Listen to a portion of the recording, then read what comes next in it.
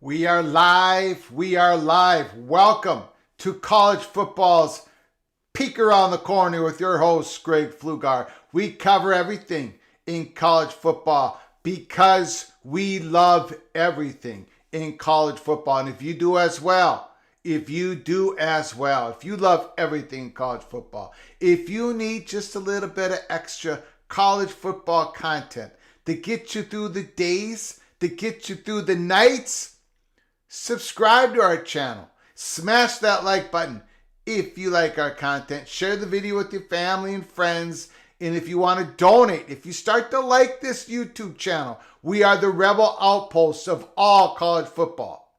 We definitely are. And you'll get more evidence of that tonight. If you start liking our show, hit that donation, that $sign. You can donate to our show. You make a comment, we'll get to it as soon as we can to help us keep the lights on. We appreciate you all so very much. Welcome in. Welcome in to the house that sits on the corner of Keith Jackson Parkway and Kirk Gowdy Avenue. Welcome in. It's a special night. Ryan Martin, Tony, Lewis, Carlos, Diaz, Bruce Harris, Jay Perlmutter, Gerald Jones, Mr. Buckeye, Patrick, Kenny Bauman, Lara Weiss, Lee, wow, K-Do, everybody's in. They're coming on in. They're piling in. Okay, let's first get to our live sponsor of our live show. We got a lot to get to tonight. And I know a lot of people get frustrated because of my Minnesota accent. I can't even talk. What am I doing with the college football YouTube channel? I have a very slow cadence at time. I got to tell you, we're going to have to even slow it down a little bit more tonight. So a lot of you are going to get frustrated. There's just so much to cover. There's so much simmering in this hot bubble of action. We have just entered into it. And it's living up to the hype. Holy smokes. So we got a lot to get tonight. We have a lot of we have lots to talk about. And I want to hear from you in the comments. I want to hear your phone calls. I want to hear speculation. Your speculation probably isn't going to be that far off from what's really happening. Wink, wink, nod, nod, Cloak and Dagger. Okay? This is a Cloak and Dagger Saturday night. I rarely do Saturday nights. Now, during the season, I will. But during the off season, I haven't been. I did not want this Saturday night to go by without talking to you all. I remember June 28th, 2022. I was going to put out, we didn't have a YouTube channel. I was going to put out one of my 2-minute videos, peek around the corner, Twitter videos. And I was going to say, it's happening, it's coming soon, USC, the Big Ten. And then we had a family crisis. I didn't get it out. And then June 30th, the story broke. We had a whole bunch of other days. June 19th, we said we had 3 months of information that we gave to the people and a whole bunch of other stuff. If you don't know the story, go to the pinned tweet at Flug Empire, Los Angeles Times article, or whatever. But that day, June 28th, it still bothers me. I didn't have a YouTube channel. We knew it was hitting. We didn't know the exact date. And I didn't want today of April 29th to be my next June 28th of 2022. I didn't want to have to regret that I didn't talk to you guys all on a Saturday, April 29th, because quite frankly, this might be one of the very last evenings we have together for a while. That's going to be kind of, relaxing and comfortable. Okay? First of all, let's get to our sponsor for tonight's show, the Blue Ridge Coffee Crafters Difference. The clean hot air roasted coffee produces a smoother, a richer, a healthier coffee that is less bitter and less acidic. Our hot air roasted coffee uses convection heat to loft the beans for very even heat transfer. The clean, bright taste that people rave about is achieved by roasting the bean quickly and evenly while suspended on a bed of hot air. From craft to cup, hand-picked coffee beans, the smoothest coffee the wife and I have ever had. So if you want to try this spectacular coffee, Blue Ridge Coffee Crafters, go to the link provided in the description below. Buy yourself a bag. And if you want to support our channel, while doing so, put PATC in the comment section at Blue Ridge Coffee Crafters. Thank you so very much. And then you can go to our merchandise store, pick up that PATC official mug, the trucker hat, the hoodies, and all that. And also, without question, tonight, be careful. If you're drinking tea, diet pop, coffee, if you're having some beer, tequila, vodka, take it easy. Drink responsibly. Follow the Cloak and Dagger rules.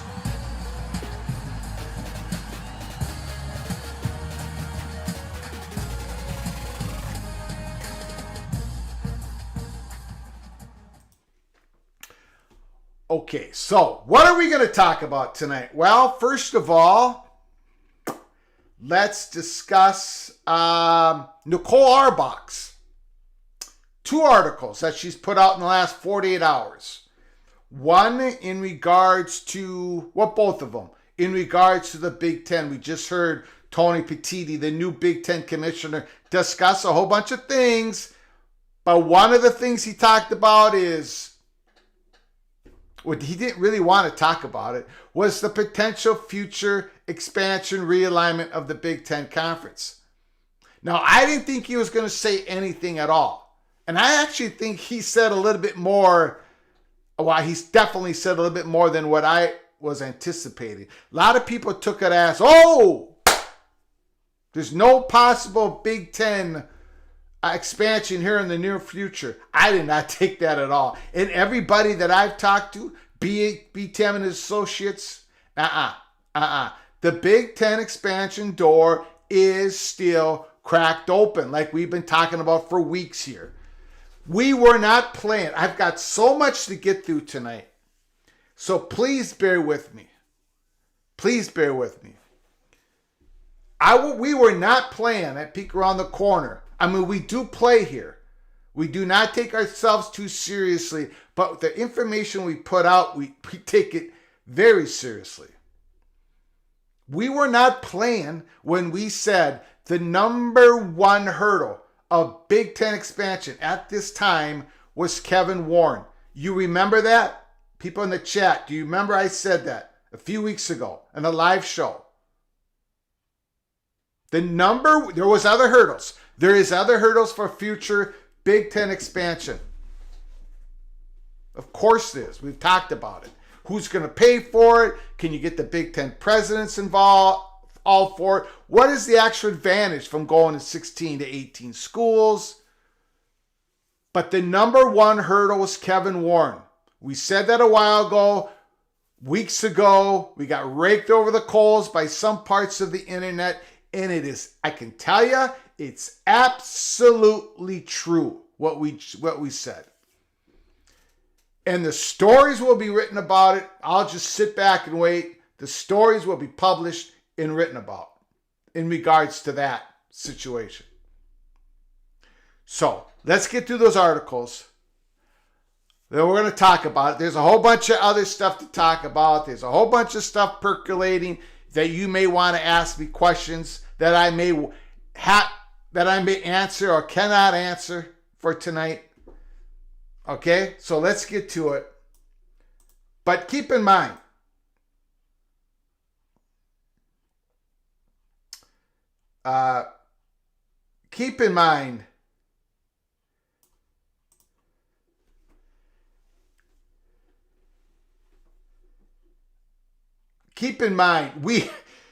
we have just entered into the hot bubble of action. You remember on April 15th in a live show here at Peek Around the Corner. And if you didn't know we existed, or if you missed the live show, go back to April 15th. We read a letter from Arizona State Money Perch. He's been nailing the story from the beginning. He said it was the April 28th to May 17th. That's the hot bubble of action. We're going to get some clarity in what's going on in the Pac-12 saga. We're going to get there in that time window. He went over all the reasons why it is. It's April 29th, ladies and gentlemen. We're just 2 days into it. Things were steaming on April 27th. And now basically it's a 5-alarm fire. But let's go back to this article. Written by Nicole Arbuck. I won't go through the whole thing. There is a link provided in the description. I'm not going to go through the whole. This is a wonderful article. You can read the whole thing. But we're only going to go through a couple parts of it. Tony Petitti takes over at Big Ten, pushing managed change at a key conference moment. Former colleagues of Petitti says, now again, I've skipped over parts of this article. Not to deceive you, but we have a lot to get to. Some of it doesn't pertain. They went over the background with Tony Petitti in this article, which is great. Fantastic. We've already done that in previous episodes and live shows. Back to the article. Former colleagues of Petitti says he's particularly great collaborator. Those team player skills are an area in which his predecessor, Kevin Warren, struggled over the course of his tenure, causing friction with communication issues in his decision-making about the 2020 pandemic season. Also in regards to expansion, Petitti stressed that he expects a lot of solutions to the problems facing college sports to require collaboration. He spoke fondly of his fellow FBS commissioners, having spent time around them this week at the college football playoff spring meetings. He said he hopes to spend more time with the SEC Commissioner Greg Sankey, who has an encyclopedic knowledge of collegiate athletics and is well positioned as PTD is to drive significant change in the coming years while leading one of the richest conference in college sports. He's been at this a lot longer than I have, and I think there are a lot of great things we can do together. PTD's talking about the possible great relationship he can build with Greg Sankey, SEC. They'll make competition better. The more we collaborate, then we can go figure out who's going to win on the field. But collaboration is really important to make sure we protect the competition on the field.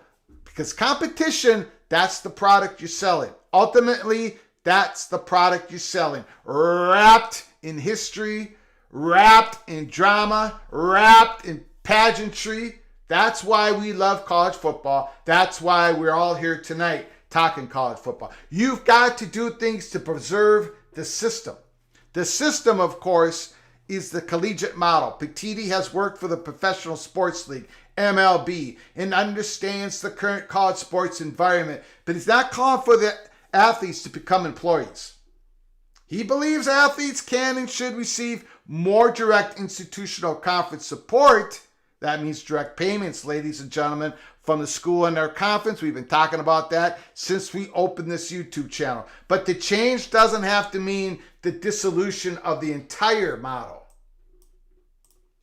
The best change to me is managed change, he said. If you put the right processes in place, then when things come your way that you necessarily didn't want to have happen or couldn't control, you're in a better position to try to solve them.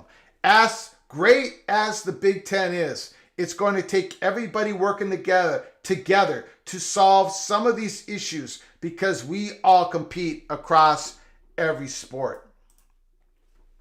They also compete across state lines. And on Friday, Petiti joined the chorus of college sports leaders calling for an NIL help at the national level, noting that even within his new conference, different state NIL laws create uneven NIL policies across schools that are supposed to be competing under the same rules. How does that make any sense?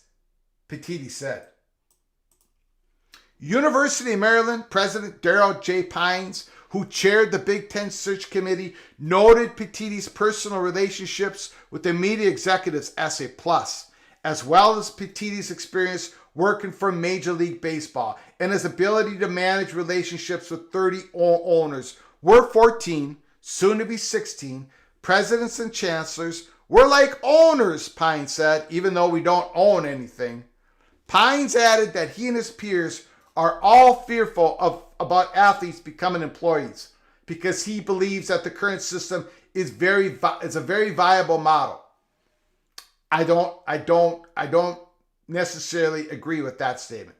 Navigating those waters will be one of the Petiti's main priorities moving forward. With the Big Ten media rights deal secured, although there's still a great deal to iron out with the long-term contracts, Petiti should have time to focus on the bigger picture. He'll work on the logistical and scheduling challenges around integrating USC and UCLA in all sports. He also remained prepared and nimble. That's the key word. That's the key word. That's the key word. I see there's comments. We'll get to all that. There's a lot to get to, ladies and gentlemen, tonight, so bear with me. We're inside the bubble of action. Inside the bubble of action. Back to the article. He'll also remain prepared and nimble in the event that the Big Ten eventually chooses to expand further. Nimble means to act quickly, to be flexible. We've talked about this. The Big Ten's expansion door is cracked open, and it has been for quite a while. The number one hurdle is gone, Kevin Warren. There's other hurdles. I'm going to circle back to that. You guys are going to get sick and tired of me talking about it, but that is Kevin Warren needed to leave the commissioner chair for there to be a possibility that Oregon and Washington would join the Big Ten by 2024. That has happened. Other dominoes have to fall. Cloak and Dagger. We'll get to it. Back to the article. Pine said nothing is off the table when it comes to realignment. Nothing is off the table. Do you notice that no one is saying, absolutely not, we're not expanding for another 6-7 years, we're not expanding till the new media deal? None of them are saying that because they've been talking about it, they've been analyzing it, they've been doing a cost and benefit analysis over and over and over again. We've been doing that here in the PATC community. We've been doing that here. And people are saying, why are you wasting all this time, Greg? There's no possibility of it happening. If the Big Ten was going to take Oregon and Washington, they would have done it before. Remember all that? Pine said nothing is off the table when it comes to realignment, but that the league is focused on USC and UCLA for the time being. Jones, the Illinois chancellor, said expansion is not really at the top of our list at the moment, though presidents will continue to analyze the costs and benefits of the potential additions of staying as a 16-member league. As commissioner of the Big Ten, my job is to make it as strong in the present and future as it's always been, Petiti said at the podium. The comment came in response to a question about expansion, but it fits for all topics really. He'll navigate uncertain waters from a position of strength, managing potentially momentous change as best he can. It's his sweet spot. Now, we went over an article yesterday by Nicole Auerbach. Basically, Robert J. Jones, the chancellor of Illinois, said, I'd be lying to you if we weren't thinking about it. Those were his exact words when just talking about potential Big Ten expansion. They've been doing an analysis. They've been discussing it. And we here at Peek Around the Corner, if you're new to the channel, and then if you are, please subscribe to the channel. That's the only way you get notified. Follow us at Flug Empire for the next live show, the next episode. Because we are in the hot bubble of action, like it was declared on April 15th here on this channel. April 28th, then May 17th, hot bubble of action, and it's happening. When other people were saying it was going to take months until the end of June, this channel said something completely different. On October 30th, when Brett Yormark struck the Big 12 media deal, when people said he left money on the table, he acted too hastily, he acted too early, this channel said something completely different. So stick with us here at Peek Around the Corner. Robert J. Jones, the chancellor of Illinois, said we're doing a cost analysis. We're discussing it. I want to reiterate something here. When you come up with the reasons for the Big Ten not to expand at this time, it's very easy to list them. Very easy. What's in it for the Big Ten schools? Are they going to make more money? Even if Washington and Oregon came at a discount, would they make more money? They couldn't make less, or they can't do the deal. Is there a media company out there, a potential new media partner that's willing to pay the freight for an Oregon and Washington? What is CBS, ABC, and NBC willing to pay more because, not ABC, I'm sorry, Fox, CBS, and NBC, would they be willing to pay more? Knowing that if they brought in Oregon and Washington, boy, it's a lot easier. It's a lot easier during the Big Ten schedule, during the year, to fulfill 3 prime big-time games that are going to produce a lot of viewership. Right? It increases the chance. It increases the depth of that Big Ten schedule, week in, week out, week in, week out. So would they kick in a little bit more? Would the Big Ten willing to go with more a second streaming company besides Peacock, let's say an Amazon? And what's the advantage of the Big Ten going from 16 to 18 schools when The playoffs are not expanding by more than 12, at least not for the next couple of years. Are the at-large bids going to increase in 2026? Are the total amount of teams in the new playoffs in 2026 going to increase from 12 to 16? We don't know. Lots of hurdles for a Big Ten expansion. But I tell you this, and we've been saying it since day one. Day one. Big Ten wants to expand in the East when they can. 4 years from now, 5 years from now, 7 years from now, 8 years from now. And now you're asking why, Greg, if they're going to expand in the East, what does that have to do with the Pacific Coast? Because the Big Ten is not going to expand to the East without adding more to the Pacific Coast. It's not happening. We've been told that at Peek Around the Corner over and over and over again. They're not going with the compositions.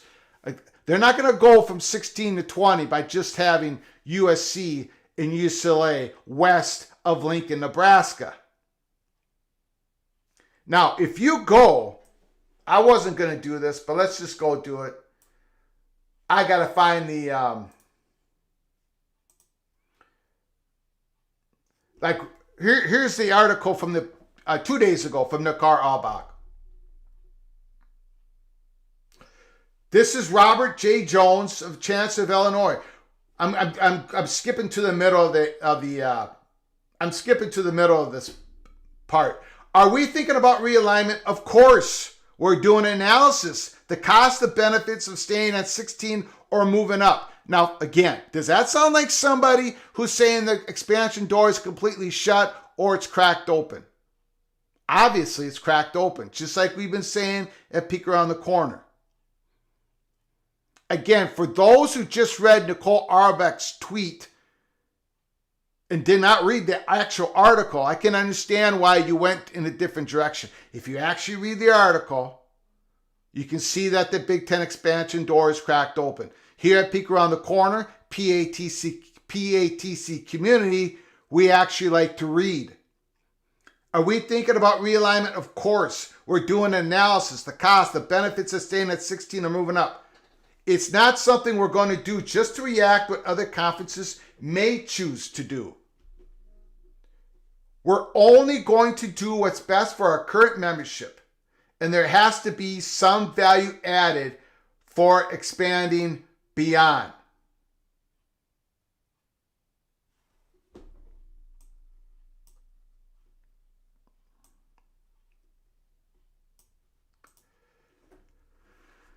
Okay, so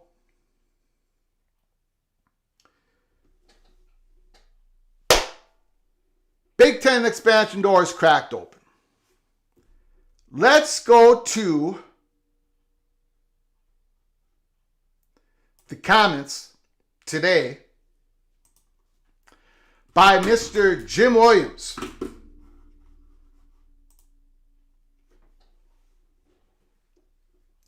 My Big Ten sources, this is April 29th, 11:34, that's Central Time. My Big Ten sources tell me they will not consider adding Oregon and Washington football until it's clear Arizona, Arizona State, Buffalo, Utah are leaving the Pac-12 for the Big 12 conference. The Pac-12 for the Big. We can wait to see how this plays out. If the Pac-12 is together, we will reconsider our timeline for expansion. Now, Jim Williams, of course, he's been in the arena for decades. Emmy Award winner. 1,000 times smarter than yours truly, Greg Pflugar. Way more successful. 1,000 more contacts. And he can talk, unlike me. There are other sources out there, a whole lot of them, saying the same thing. And that's why we keep saying here at Peek Around the Corner, the expansion door is cracked open.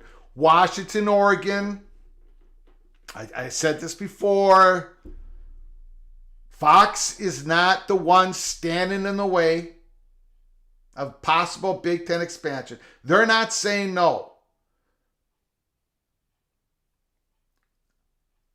We've talked about how Kevin Warren was the number one hurdle to Big Ten expansion.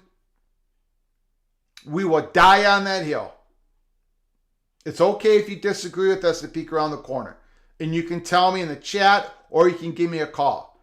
But I just want to make it very clear where we stand. The number one hurdle was Kevin Warren.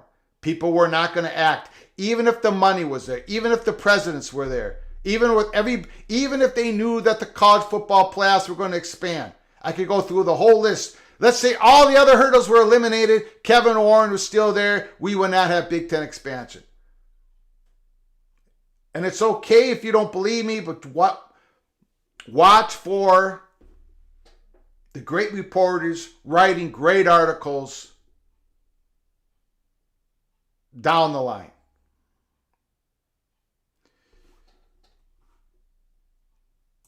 Jim Williams then tweeted out, to those asking me if my sources want the Big Ten to stand back and make the Big 12 conference look like the bad guys, that would seem like a yes. I did remind them by taking USC and UCLA football started this mess.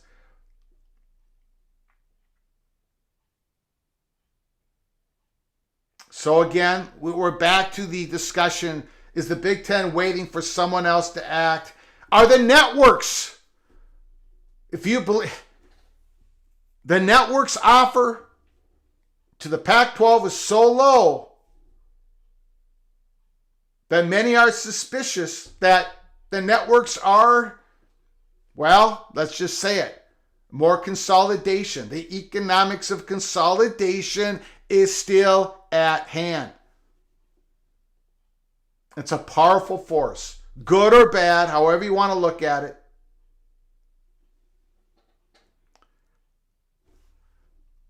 And then Jim Williams put out a tweet to me, very kind. He didn't have to do this.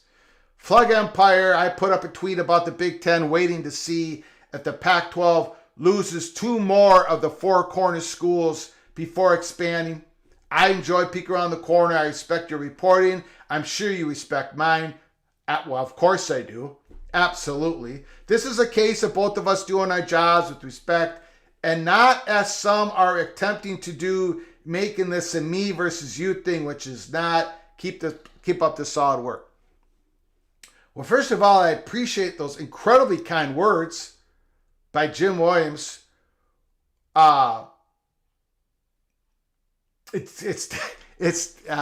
not definitely not the story. Jim Williams is not the story. He's just reporting.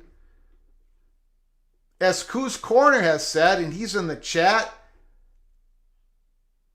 first of all, me and Jim are not far apart at all. If we're apart, that's fine. If we have differences, of course, that's fine. I don't think we're far apart at all. I don't think we're anywhere apart from each other in what we're being told. But if we are different, that's okay. It's not a me versus you thing. We've said here at Peek Around the Corner over and over again, if we're not disagreeing with each other, what are we even doing here? Then we're doing something wrong. College football, when we start talking about college football games and the teams, which we have done throughout the spring, man, if we're not disagreeing, if we're not having fun, then what are we doing? Jim Williams and I and most people are not in the business of, if you disagree with me, you must be lying. If you disagree with me, you must be a part of some plot. That's not what this is about. So I thank Jim Williams for those kind words. He didn't have to put it out there. Jim Williams probably got hit by some negative comments because he used my name out there. So, and I'm sorry for that. I didn't know people were putting us together. That's what, there are people on Twitter, that's all they do. I don't know. There's a part of Twitter, college football Twitter, that's that has gone off the deep end.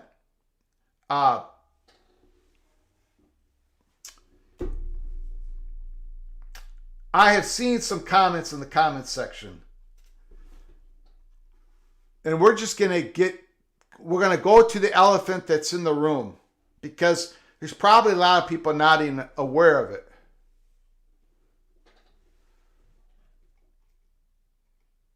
Oh,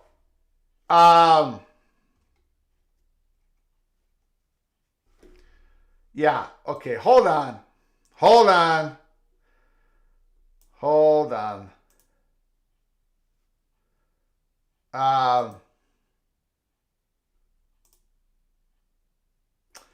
In this last comment,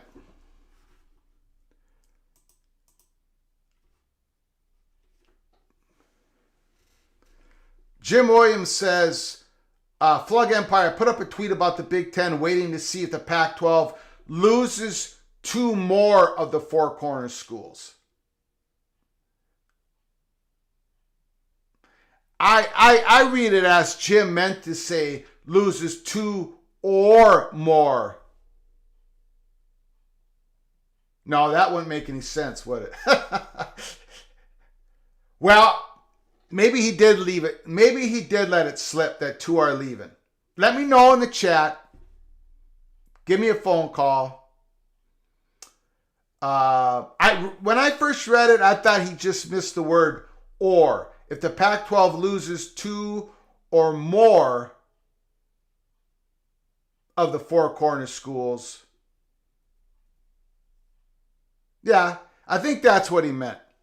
But some people believe that was a slip up, that 2 are gone.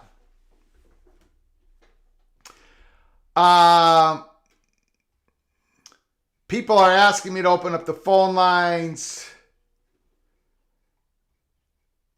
I know there's a story brewing out there. Oh, what a crazy night. Hot bubble of action. That's all I can say. It's everything is converging.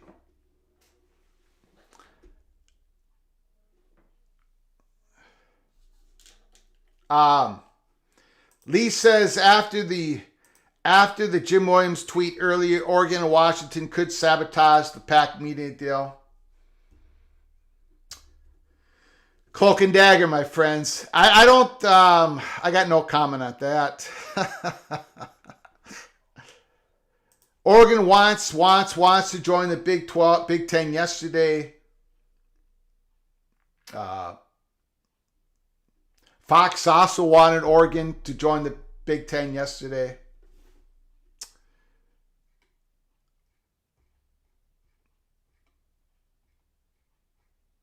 You know what? Let's just get to the phone calls.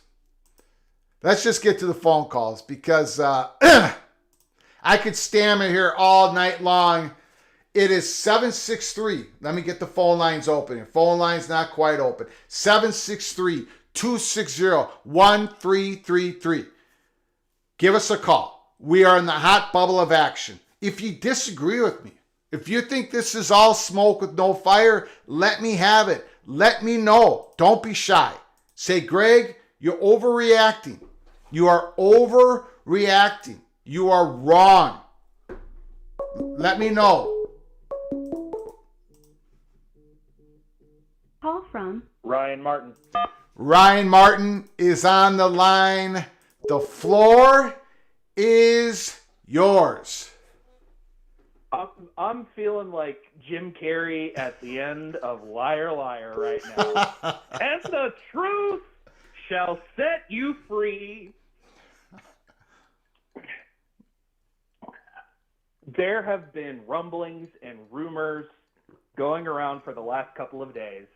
And at this point, it seems like the University of Arizona and the University of Colorado are going to leave the Pac-12 for the Big 12.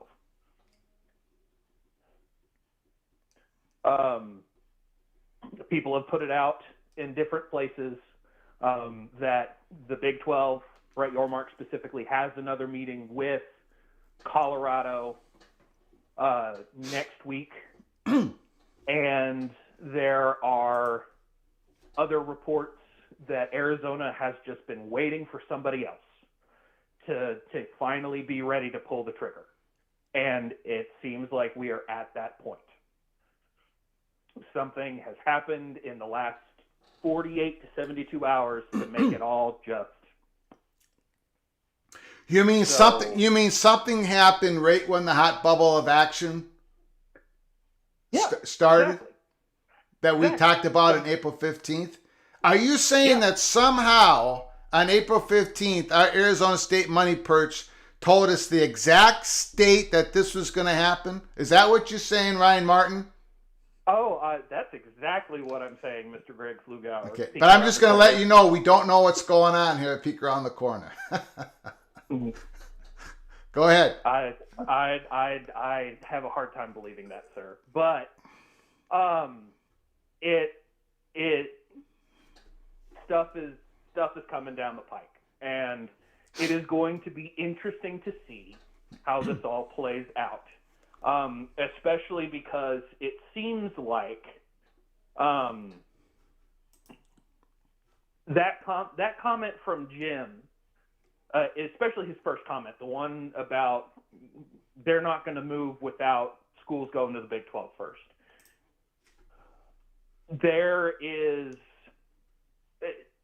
That seems very poignant to have come out the way it did today. That it just random comment from, Emmy Award winning guy, media consultant. And it's interesting to see how this is all going to get kicked into overdrive. I would bet actual hard cash money that we're going to see some sort of announcement within the next week to week and a half, and that rumors of it are going to come well before that. But that's where it is. I think Jim was spot on with his "to more of" comment. So I will step back and let other people come in and call me crazy, refute whatever they want to do, but it's going to be interesting to see who takes spot 3 and 4, because I think at the moment there's only 2. Oh, and the other thing, I don't know if you saw this. I can't remember whether it was yesterday or earlier this morning, but the SDSU AD said one way or another, Pac-12, Big 12, they're going to end up in a Power 5 conference. It's not just Pac schools that are in it for the long haul here. So yeah, I put out a tweet saying, and I've been saying this, so has everybody else. San Diego State, make the concessions, climb over that wall. Whatever you need to do, climb over that wall. Get into a Power 5 conference. Finish it. Yeah. So anyway, I will respect other people's time and take a step back and appreciate it. Great phone call. Thanks.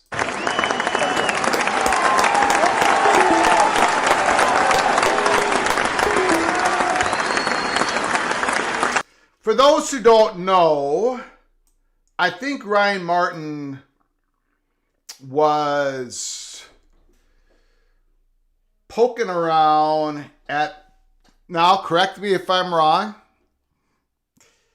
but he might have been, hold on.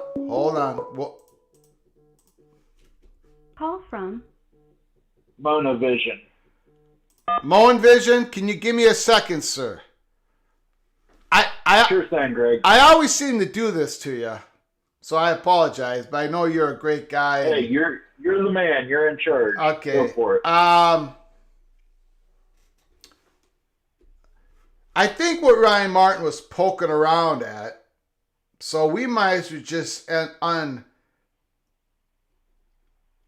he said a couple places were talking about something to do with something about potentially some schools leaving from one conference to the next.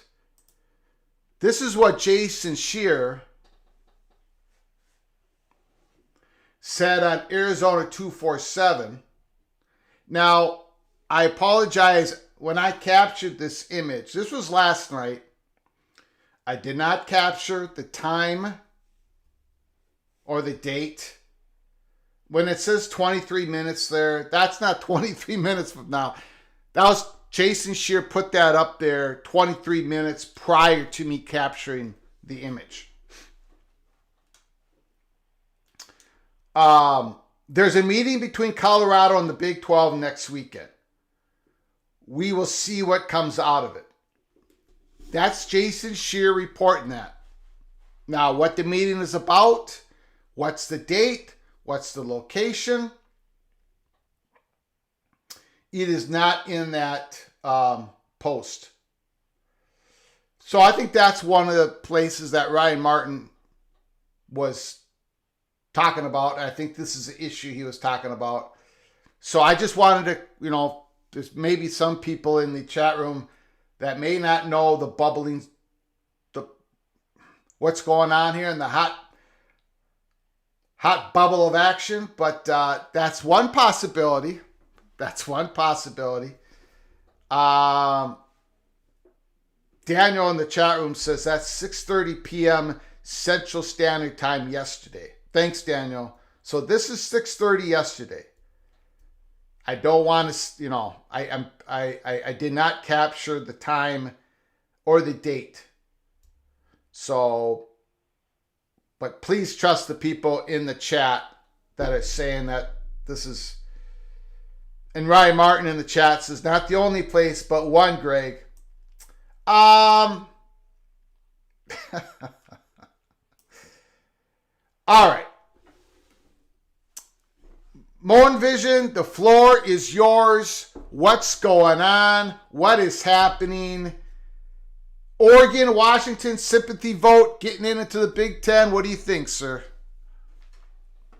Well, I want to know when you're going to add the Moen was right T-shirt to the merch store. What you mean where it says no Big Ten expansion without Notre Dame unless I change my mind and it's Oregon and Washington? Well, I called it yesterday before Mr. Williams even put up his tweet. Yeah. The Big All right. Ten was not going to expand unless somebody bolted for the Big 12 first. Yeah. So no Big Ten expansion without Pac-12 contraction due to Big 12 expansion. But yeah, I think, and I don't think that you're right, Cloak and Dagger. I think Oregon and Washington have been pulling these strings to try and push the Four Corners out the door. I think they've been the ones pulling for the majority streaming deal, while they're publicly saying they're not. Saying, oh, yeah, we're against the streaming deal. But like you said in yesterday's show, we pretty much know the deal now is majority streaming. And so, I mean, how is that possible without Oregon and Washington playing a role in that? I think that's exactly what's happening is Oregon and Washington are doing everything they can to get into the Big Ten. And if that means pushing Colorado and Arizona to the point they leave to achieve that, they are going to do that. And if they don't leave, I could very well see Oregon and Washington saying we want unequal revenue sharing to try and push them out the door. And like you said, with Notre Dame, the only way the ACC, or not the only way, but the primary way they believe they can get out of the ACC granted rights is Notre Dame leaving the ACC, likely for the Big Ten. And I tagged you in the article, but I didn't know if you actually read the article the other day about NBC Sports. They specifically did not mention Notre Dame in that article. Yep, I saw They that. mentioned Yep. pretty much everything else that NBC Sports has except their premier college football, Notre Dame. So I'm still not convinced that Notre Dame's not joining the Big Ten in this go-around. I still think by 2024 we could have a 20-team Big Ten with Oregon, Washington, Notre Dame, and a California. So, and that gets you 5 partners on the West Coast, and you're rip-roaring ready to go for whenever the ACC finally does disband to go get you another 3 or 4 guys from the Southeast. Get you a Florida school, get you one of the UNC or UVA, possibly grab a Georgia Tech to get the Atlanta market. And I wouldn't be surprised if Texas A&M didn't leave the SEC if the Big made him an offer. But I'll let somebody else jump on here. Got it. We'll keep waiting for those Moen was right t-shirts. So. Okay. All right. Thank you, sir. Appreciate it. Mr. Buckeye.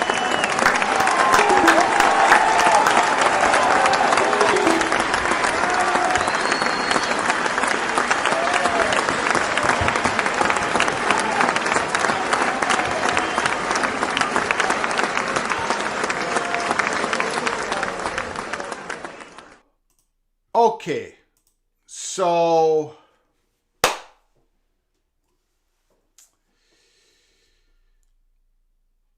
let's talk about it.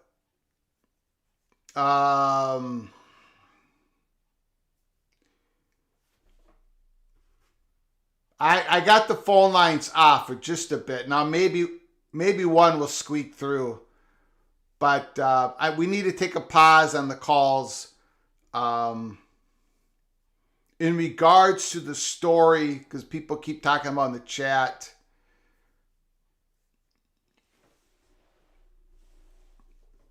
about Colorado potentially meeting with the Big 12.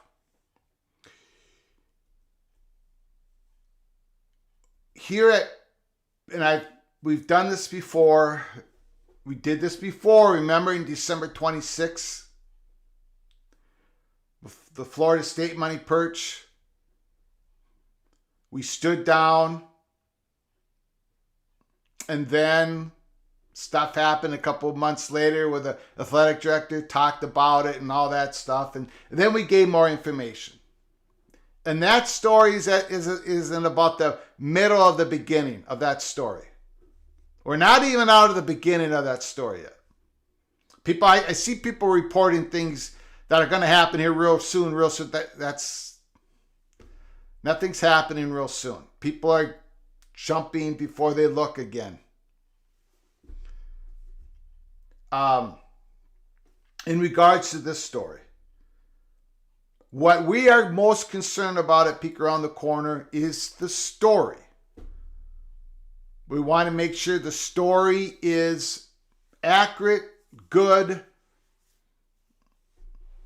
and the story is ripened to where it's best for you all. Now, we are at Peek Around the Corner, and we give you the most up-to-date potential information as possible.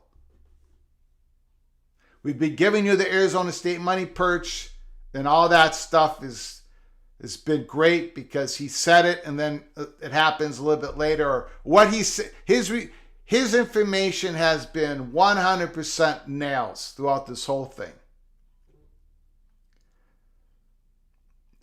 The Colorado to Big 12, there's a story to fill out there that, when is it going to happen? If it's going to happen. Like the date, location, and what is it all about? You can be free to speculate here at because you guys are talking about it in the chat. But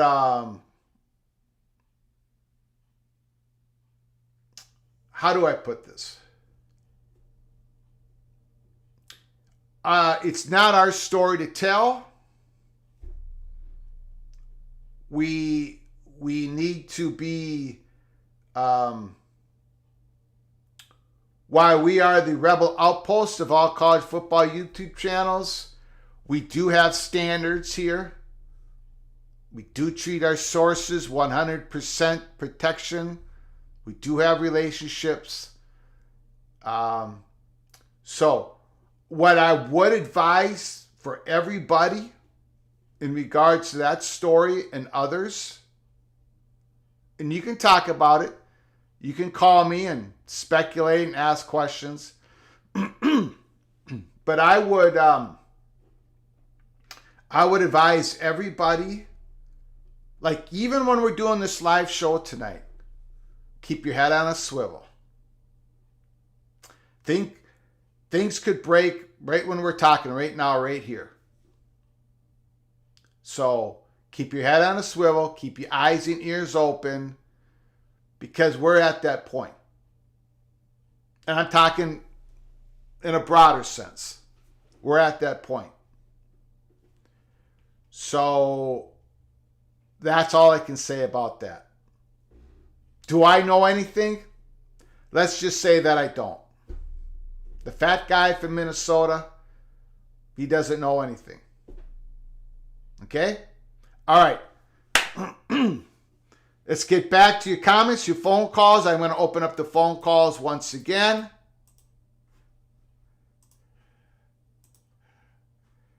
Phone lines are open. 763-260-1333. Give us a call. Peek around the corner.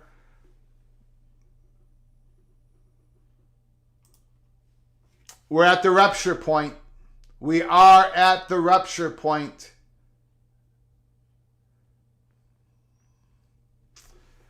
T-Duck. Call from Immaculate. Immaculate is in the house. The floor is yours, Brian. What do you got to say? Man, I thought I better get in here soon before chat keeps giving me more things to talk about with you. They're going crazy today. Yes. First, I want to ask you a question. Yeah. The way I see the new hire for the Big Ten is if they actually weren't interested in more expansion, would they have paid what they probably had to pay to get that guy? That guy seems to me like he's probably one of the more costly options that they would have had in front of them. That I agree with. That's without a doubt. Yeah, He was what he his resume is, yeah. shall I say, immaculate. Like, I don't know. It's hard for me to answer that question without my bias kicking in, because as you know, but you're allowed that. yeah. I mean, we've been told we've been told, like, when the and now, God, I could go in this in so many directions. Now If you can't talk about certain things yet, that's fine. I understand. No, it's just they're I always get back. No matter how I start it, I always end it the same way. There are people in the Big Ten that want to expand with Oregon and Washington. Yeah. Does it mean they have the votes? No, not right now. Do you think Washington has the votes? I don't think either one of them has the votes. Okay. But this process is still. This is just kicking up again because Kevin Warren just left. I cannot say that enough. And again, I don't want to, it sounds like I'm just drilling into this guy. But there will be articles written, not by me, but there'll be stuff out there. Well, what I'm saying is I got to get to this point again because people are missing it. I see people with this absolute, no, they're not going to do it now. That they wanted, it wasn't just Kevin Warren. There were other people who wanted expansion. Kevin Warren basically did a lot of things wrong. Okay? And the reason, I know it sounds illogical, but the Big Ten doesn't see that. It wasn't just Kevin Warren. The Big Ten knows what's going on. So does the SEC. Both these conferences are going to grow larger because the economics is pushing them to go larger. consolidation, bigger conferences, Supreme Court decisions. Super conferences are going to make more of the decisions. They're going to gather more of the money, yada, yada, yada, yada. Professional players are going to get paid more, direct compensation, more compensation. All this is leading to more expansion. All of it. Okay? So if you're going to have a larger conference, if you're going to expand, if you're going to expand the Big Ten brand, you're going to go east. You are. You are. The Big Ten, the ACC is not going to be able to keep all their top asset schools. That's just the way it is. For good or for bad. The Big Ten's goal... What? It would seem like the preferred direction to go east where more viewership is. Yeah. Viewership, media, the athletes, demographic, blah, blah, blah, blah, blah. They want to go there. But to go there, they have to go to the West again. Okay? They're not going to have a 20, 22, 24 university conference with only 2 west of Lincoln. They're not going to do it. And I've been telling you, we've been told this. I don't want to even hear it anymore. So that's why I'm so heavily biased. Now, one more thing, Brian, and I'll let you have the floor as long as you want it. So the question is, when they're talking about, when Robert J. Jones says to Nakar Albach, when they're doing a cost-benefit analysis, what from going to 16 or going up to 18, what they're really doing a cost analysis is do we take Oregon and Washington now, or do we wait 5, 6, 7 years? That's the cost analysis. Yeah. That's what they're deciding on. So, because they're not going to, again, go east, and have this conference that only has, they're not doing that. Now, some people say, Greg, they are, well, I got to tell you, they're not doing that. So, and if you disagree with me, that's fine. But my point is, so that cost analysis between taking Oregon and Washington now or taking them 6 or 7 years from now. And did you see what Robert J. Jones said in Nakar Albach? He says, and we still haven't decided yet if we are open to taking schools that don't get the full media share. I'm paraphrasing it. But that's what he said in Nakar Albach. In other words, they're sitting there talking with each other going, should we take an Oregon and Washington at a discount? Is that the best? Is that the best way to bring them in? And then we're done. Then now we settle on the East 6, 7 years from now. That's what they're talking about. And that's all that we've been saying here at Peek Around the Corner. That's what we've been saying because that's what we've been told. And we were told that before the June 30th announcement of UCLA USC. That's again why I'm so heavily biased. Because we heard all this before everyone heard USC was coming to the Big Ten. Because it's also true. The Big Ten might not expand with Oregon and Washington right now. But man, they're talking about it. They are. And if you read Robert J. Jones' words, he's telling you that's what they're doing. But yet, people on social media, Twitter message boards, they still can't see what's going on. I don't understand it. But Brian, the floor is yours. Sorry, you get as much time as you want. No, I totally agree with you. I do think Washington and Oregon will 100% be in the Big Ten in the future. They're not going to go now. Now, I think some of my opinions on that is different from you. Yep. I think their number one priority is to the East. Not necessarily for a full boat of teams for themselves, but the Big Ten and the SEC are they're not allies, but they're kind of working in the same direction. And the SEC is not going to do anything unless it's through the ACC, period. It's my opinion is why they cut off ties with CBS and went to ESPN. Hey, we will give you all of our rights. Why would they do that? Well, we need you to not be upset about us taking from the ACC. My opinion could be totally off base. That's just my opinion. So if the Big Ten was to go to 20 right now with mostly West Coast teams, they don't sit there as a big threat to take ACC schools. So to certain schools that might be worried about their position after a departure from the ACC, having the SEC and the Big Ten both sitting there at 16 looks a lot more threatening than the SEC at 16 and the Big Ten at 20. Now, you might then make a settlement, whereas if the Big Ten just goes up to 20 right now, you might think, let's take our shot at fighting this. I've even had an argument online with the guy, disagreement, about the legal side of that in the ACC.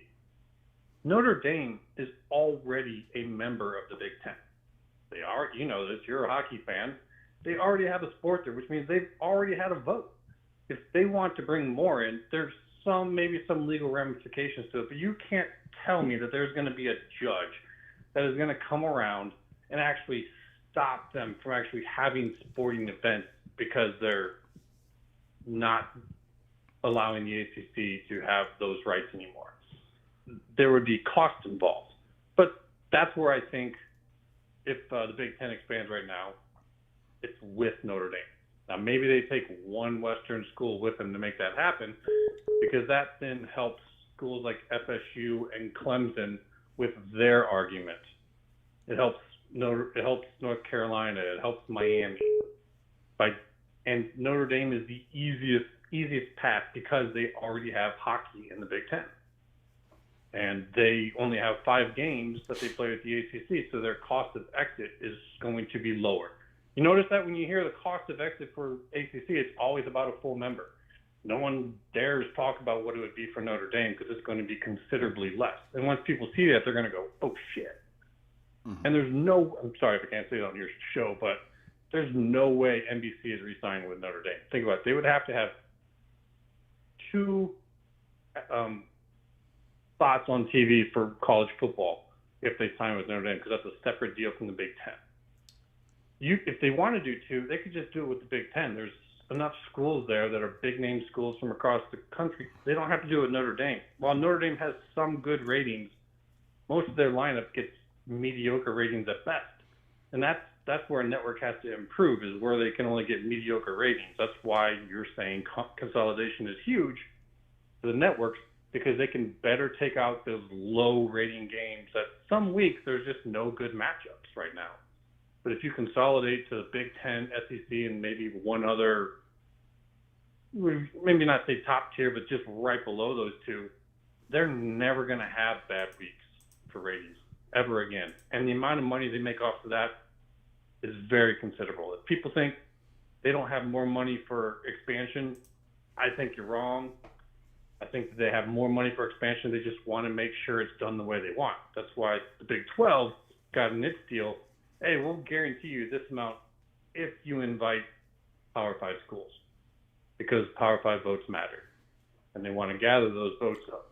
But also, the Big 12, they can raid Pac all they want with zero litigation, because the Pac-12 tried to publicly raid the Big 12 for 4 schools. The Big 10 hasn't had that problem. So, if you're Kevin Warren, you may not want to have lawsuits on your hands. That might be the problem. Tony Petitti, he's been in that world. That probably doesn't scare him as much. So maybe that was the case. He just didn't want to dive into the waters that were choppy. It might be the case. That's my thoughts on that, though. I think you're right. Oregon and Washington, I thought I had heard that Washington actually had the votes. They're just not going to get an invite until the time is right. But I think it's all about loosening up the ACC right now, because that's all the FCC wants. I don't know what your thoughts on that are, though.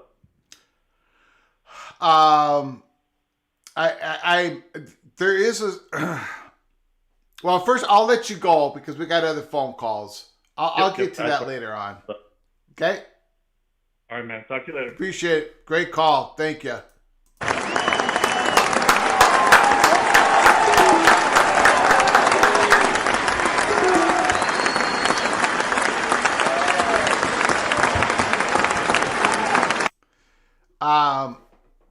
The ACC story is just, we're still at the very beginning. People are getting too far out in front of that. Call from Lewis. Lewis. How you doing, Good evening, sir? Greg. So I'm good. thank I'm you good. for calling. I appreciate it. The floor is yours. Okay, I'll get to my 2 or 3 points quickly. First, there is something good about streaming in college sports, and it's been very beneficial, and that's the sport of college baseball.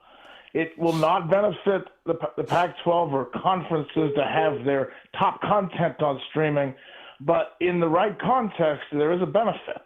And so I just wanted to point that out. I never really followed college baseball. It was very hard to follow it. But last night, on Friday nights, you can get on the ESPN app, and you can now link through Xfinity straight onto the ESPN app easily, and you can watch Duke. I watched West Virginia. You can flip around to all kinds of games. So there is a role for streaming. I just don't believe it's time for the Pac-12, and it's not going to save the Pac-12. The second point, on this realignment story, it's one where over the last few months, there's no question there are days when you think it's going to go the Pac-12's way and they will survive, and then there are days when you believe it's going to go the Big 12's way. I've never seen a story go back and forth, and I've followed every realignment story going back to the early 2000s with the ACC poaching the Big East. And so that's why I'm hoping we're getting to an end with this, but it is definitely getting a little bit ridiculous as far as some of the rumors. So I do hope we're getting to an end. And the third thing is there's a lot of sensitivity about who's going to kill this conference. Nobody seemed to care, and I understand the Big East was not the Pac-12 as far as it's an esteemed Good conference, point. but nobody seemed to care once the conference was killed. It was interesting because what happened is the ACC basically stabbed the conference 11 times into oblivion, but the conference was still alive and limping along, and then along came Jim Delaney to fire the last shot. We took Rutgers and Maryland, taking Rutgers out, moved Louisville out, and that's what actually killed the Big East. It was going to still survive as a conference even after West Virginia, Pitt, and Syracuse left until the Big Ten made that move to the East, and then that killed it. But you know what? Nobody cares. I don't understand the sensitivity. If these conferences want to move, it's pretty clear that Oregon and Washington are not signing a grant of rights because the situation is going to be fluid in the Big Ten for a while. And so it doesn't matter who goes first. Let's get it done. The final point, I hope the Chancellor of Colorado is the last we hear of Colorado. They've been pretty good about staying quiet because I look at the Utah situation and what's been said, and also what's been reported on the Monty show over the last few months about Utah, and just from a lot of the media out there, that they really don't like the Big 12. Utah believes the Big 12 is beneath them as a conference. It's so much that I don't want Utah in the Big 12. I don't think they should be invited if we get to that point. If we get to that point, and we are taking, and the Big 12 is taking 4 schools, which I don't know if that's a good idea or not, and I'd say the 4th school should be San Diego State. Go into California, get that Pacific Coast team. There's a lot of growth there. We don't need a second team in Utah, and Utah can fend for itself because they don't want to be in the Big 12 anyway. Arizona and Arizona State, on the other hand, the 4 corner schools have been relatively even-handed. So we'll see if it gets to that. It's very interesting, and it makes for strange situations. And I hope within the next 10 days, or certainly by mid-May, we know if the Pac-12 is a go or not. Right now, it doesn't look like there's a really viable situation, but we've seen rabbits pulled out of the hat before. So those are my comments. I hope we get to it. I look forward to following your show over the next few weeks as we finally bring this long, drawn-out saga to some kind of a conclusion, hopefully. I appreciate it. I appreciate it, Lewis. Beautiful All right, call have a great once evening. again. All right, thank you. Thank you, sir.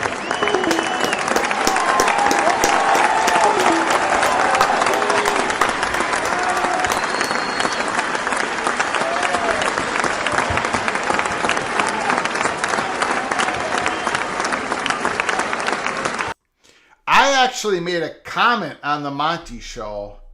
Haven't watched much of them, but I got notified they were talking about the Nicole Auerbach tweet, what Robert J. Jones said, the Illinois chancellor.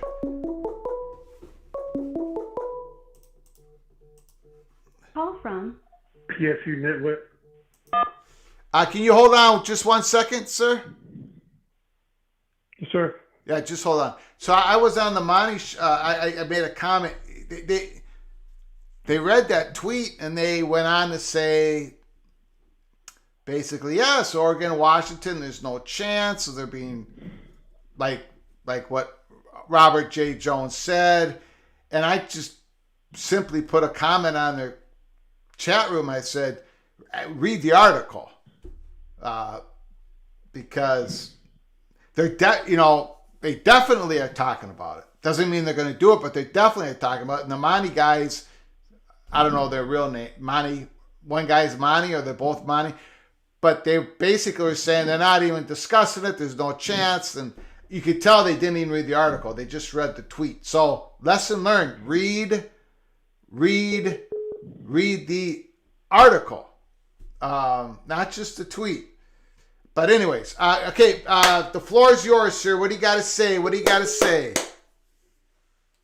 Hey, just happy to see Porter Jr. going to the Steelers as a Steelers fan. Penn State football is taking the day, so pretty good. Cool. I wanted to call just to talk about the inevitability of all this. Like, I don't think people, like, you get in a chat room and this will never happen. This will never happen. I think everybody doesn't understand the full picture. Yeah. Because the Pac-12, as it's currently configured, if you're a businessman, it's more valuable configured a different way. Does that make sense, Greg? Yeah, absolutely it does. 100%. There are certain schools that are more valuable if they're in the Big 12. Mm-hmm. There's certain schools that are more valuable if they're in the Big 10. Yes, sir. Together, they're not as valuable. And that's what people don't get. Even expansion in the future. Conferences will have some say, but these networks are going to have the biggest say. Yes, sir. So you can't sit there, and who knows what the East will be. Fox might say, hey, you have to take Pitt, because Pitt and Penn State, that will be a big-time game, and viewers will need to see it.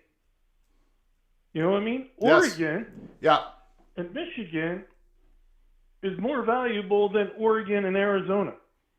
Arizona and Texas Tech, or Arizona and Baylor, or Arizona State and Oklahoma State is more valuable than Arizona Stanford. Yeah. Like, this is a business. Yeah. Like, don't sit there and say this can't happen. Like, oh no, this is not going to happen. It is inevitable. And you can sit there and play favorites, but I guarantee you a North Carolina and Penn State game is not going to be as valuable as a Pitt and Penn State game, or a Pitt and West Virginia game, or a North Carolina NC State game. Yeah. You know what I mean? Like, people don't understand that in the future, what they think is going to happen, or what conferences have to say about it, it's going to be totally different than what they expect. So I'm going to hang up, Greg. Love your show. Absolutely. First, before you hang up, great call. Please call again. Things are not, okay, things are changing. Things are changing. They're not always, let the old ways die. That song, who sang that song? That was in that musical. I can't remember. Bradley Cooper. You can't, it's not, things have changed. In other words, the Pacific Coast Conference, in this economic situation that we're in, just is not as valuable as it was. Pac-12 country doesn't watch Pac-12 football. Arizona, if Arizona's playing Texas Tech, there's going to be, on average, of course, there's a lot of variables to it, how both teams are doing, what time the game is at, what channel it's at.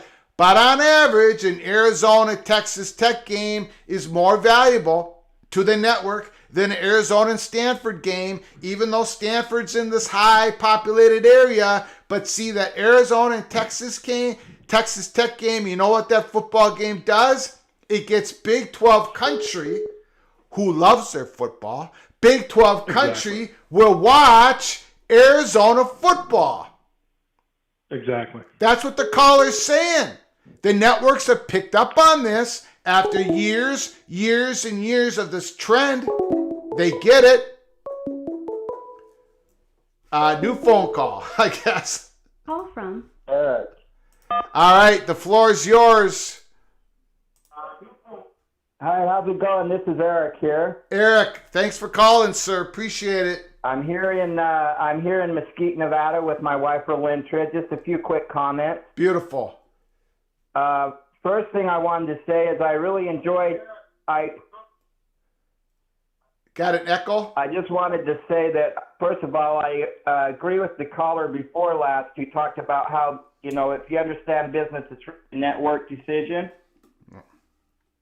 In the network, and the networks have figured out that they can cherry pick 2 or 3 teams from the Pac-12, send them to the Big 12, to a couple teams from the Pac-12, and send them to the Big 10, fill the limited time slots they have left that they want for late night football, and not have to pay for a whole conference.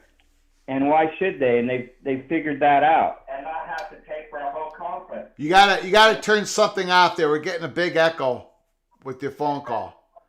Okay. You gotta turn something off there. We're getting a big echo. Okay, I'll do that right now. Okay, thanks. Is that better? Yeah, it's better. Thank you. You bet. Yeah, and again, we've been saying that for months, and it does not. Everything we're saying, these last 2 great phone calls, we're not eliminating the importance or the want of these Pac-12 schools wanting to play together. We're not eliminating that. We're not eliminating decades of history. We're not eliminating the beautiful charts you see in the what do you call that? Well, whatever. The beautiful charts you see on social media that says that the Pac-12 research schools are so much bigger than the Big 12. The Big 10 is bigger than this. We're not eliminating any of that. That's all part of the story. That's all part of it. But there's another part of it. And it has been there since day one. Lewis called earlier and says, back and forth, it seems like sometimes Pac-12 is going to stay together, sometimes Big 12 is going to poach the Pac-12. Peek around the corner, right or wrong, since February 24th, we have said the odds favor now that the Pac-12 gets poached again. February 24th, that's a long time ago. That's over 2 months ago. And the reason why we said that then, and the reason why we keep saying it now, and we could be wrong, but we're giving you our best information possible. The reason why we're giving that to you from February 24th until today is because we have people telling us, not just the Arizona State Money Perch, but other people telling us, that's the one that we put out in front because he gives us letters, he's giving us great information. Because people have been telling us how angry they are, how disappointed they are, how shell-shocked they are, how they're being basically told by the networks, we don't want you because of the low ball offers. I mean, they keep saying this over and over and over again. It's almost like the media networks are looking at some other arrangement. And of course, we're seeing this, right? We're potentially seeing this new arrangement. You just hit upon it. So I'll give you an example of what I'm talking about. A lot of people don't know this history, but for instance, BYU, Arizona, and Arizona State, okay, have a long history. They still play each other a lot for not being in the same conference. In fact, Arizona, I know Arizona, and I think Arizona State is on the schedule for BYU again in the next couple of years, even though they had to get rid of some other schools. That's how much they value the relationship. They go back to the old WAC days, Lavelle Edwards and Frank Kirsch played each other in the old WAC for years. And then, of course, the Arizona schools went on to the PAC. But they continued to play fairly regularly for not being in the same conference. And there is a huge, and I mean huge, LDS population in Arizona. In certain parts of Arizona and along the Arizona Strip and in Nevada. Just 2 years ago, they played Arizona at Raiders Stadium in Las Vegas. It sold out in like an hour, 80% BYU fans. My point is, the networks know all this stuff. They know, and so they say, well, we can grab Arizona, we can grab Arizona State, we can have some big marquee matchups with, say, BYU and some other schools, Texas Tech, who they have a history with, and we can grab, and the Big Ten's like, we can grab Washington and we can grab Oregon and maybe Cal or something, and the Big 12 can grab Colorado and the big Denver market. And it's not that these other schools aren't wonderful. It's not that they don't have great fans. It's not that they don't have great traditions like Oregon State and Washington State and so on. And they care about their teams, and I care about their teams because that's what college football is all about. But quite frankly, the networks don't care as much. And so that's what the networks are looking at, and this is going to come ahead in the next few months. And these Arizona schools are very intertwined with BYU. If you ever talk to your money perch, you can ask him. There's $1 billion donor down there, a construction guy in Phoenix that gives huge money to Arizona State, but he also gives huge money to BYU. And they have a history. He's LDS, but he's a fan of both. And they have a history that goes way back. They've been playing each other since the early 70s. I don't know if you've heard of Frank Kirsch, but he's their legendary coach. And I know you've heard of Lavelle Edwards. He was when he started throwing the ball before throwing the ball was cool. And now everybody's doing it, but he was doing it when nobody was doing it. But so that's what it really comes down to. They figured out they can cherry pick the teams they want and not pay for the ones that they don't have to. And they have limited slots anyway. And I think that's the direction it's headed in. And I feel bad for the other schools, but like the other caller said, there was twice when they thought the Big 12 was all but dead. They were pretty much, stomping on their gravesite, when Missouri and all those and Nebraska and all those schools. Well, that's the first time they thought the Big 12 was dead. And then the second time when Texas and Oklahoma thought they were dead, no one felt bad, when the Big 12 was going to go under. But when it seems like when it's a liberal, a liberal left coast school and the media loves them because of their liberal politics and their academia and stuff, somehow it's the end of the world if they go under, but no one cared about the Big East and no one seemed to be crying any crocodile tears when they thought the Big 12 was going to go under. All righty. Oh, and we just want to say you have a great weekend, and my wife always says to tell the little general hello. God, thank you so very much. Appreciate the phone call. Appreciate it. I'll pass it on to the little general. I did the last time, so appreciate it a lot. Thank you so very much. Great phone call. Thank you. Bye-bye.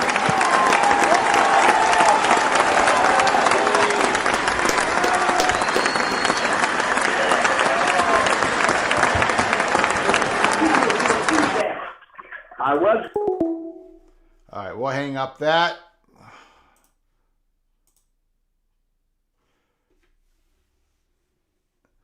All right, phone line 763-260-1333. We are in the hot bubble of action, April 28th. Going back, Jim Williams had 3 tweets out there today. My Big Ten sources tell me they will not consider adding Oregon, Washington football until it's clear that Arizona State, Colorado, Utah are leaving the Pac-12 for the Big 12 Conference. We can wait it out. We can wait to see how this plays out. If the Pac-12 is together, we'll reconsider our time for expansion. Then Jim Williams says to those asking me if my sources want the Big Ten to stand back and make the Big 12 look like the bad guys, that would seem like a yes. I did remind them by taking USC and UCLA football started this mess. And people have been talking about the Jason Shear posting on 247 Arizona There's a meeting between Colorado and the Big 12 next weekend. We'll see what comes out of it. I don't have anything to expand on that story. If there is a story, if I were to speculate on that story, and it would just be speculation, it'd be interesting to know the location, the day. Why would they be meeting? Let's just say there's some true steam to that. Why would Colorado, let's look at it again. We don't need to see my ugly face. Why would Colorado be meeting with the Big 12?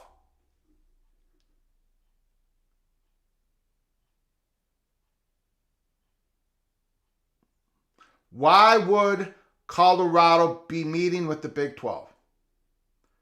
If that's truly happening. If it wasn't about possible realignment. I can't come up with another reason. Can somebody in the chat come up with another reason?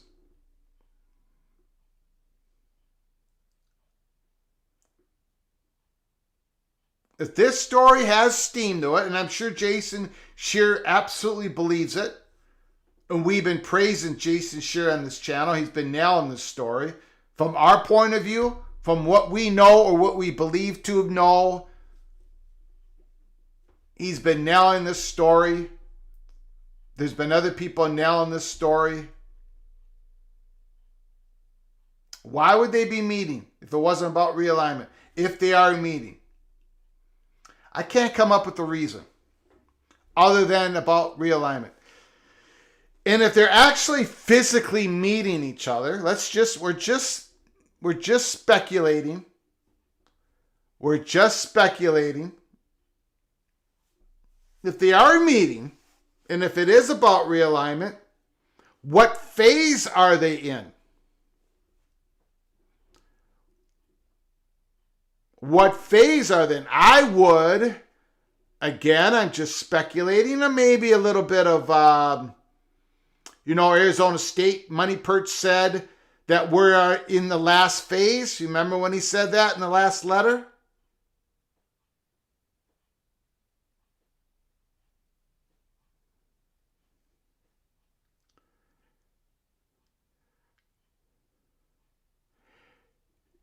This to me, if they're meeting about realignment.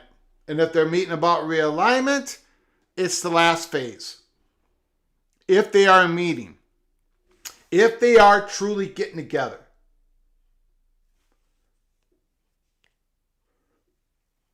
Now, remember, Jason Scheer was the one that told everybody that Colorado and Brett Yormark met before.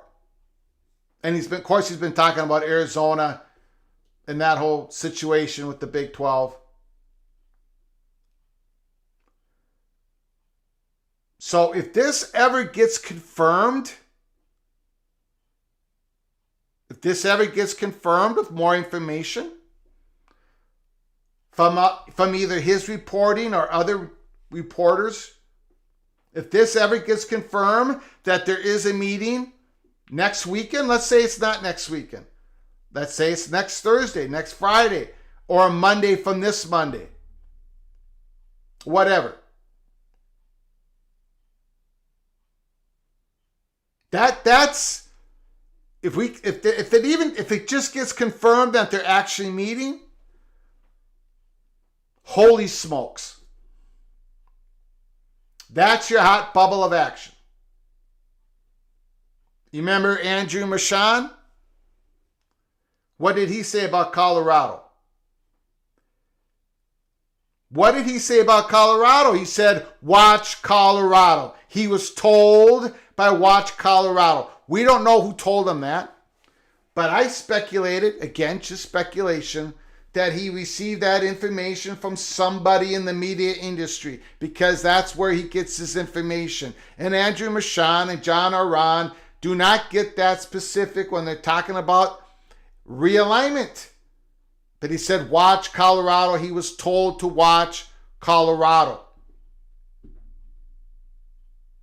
Well, we're watching Jason Scheer put this post up. There's a meeting between Colorado and the Big 12. And I cannot fathom. Again, I'm just speculating.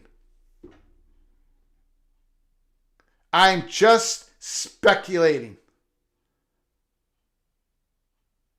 I know nothing.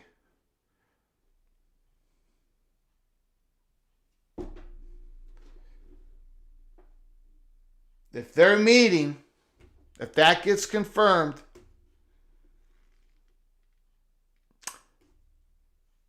you know, and of course it coincides with this little bit of information that Mr. Scheer is sharing, that coincides with what the Arizona State Money Perch said about April 28th to May 17th.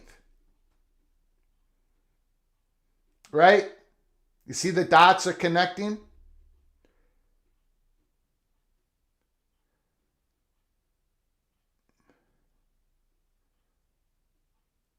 Those dots, man.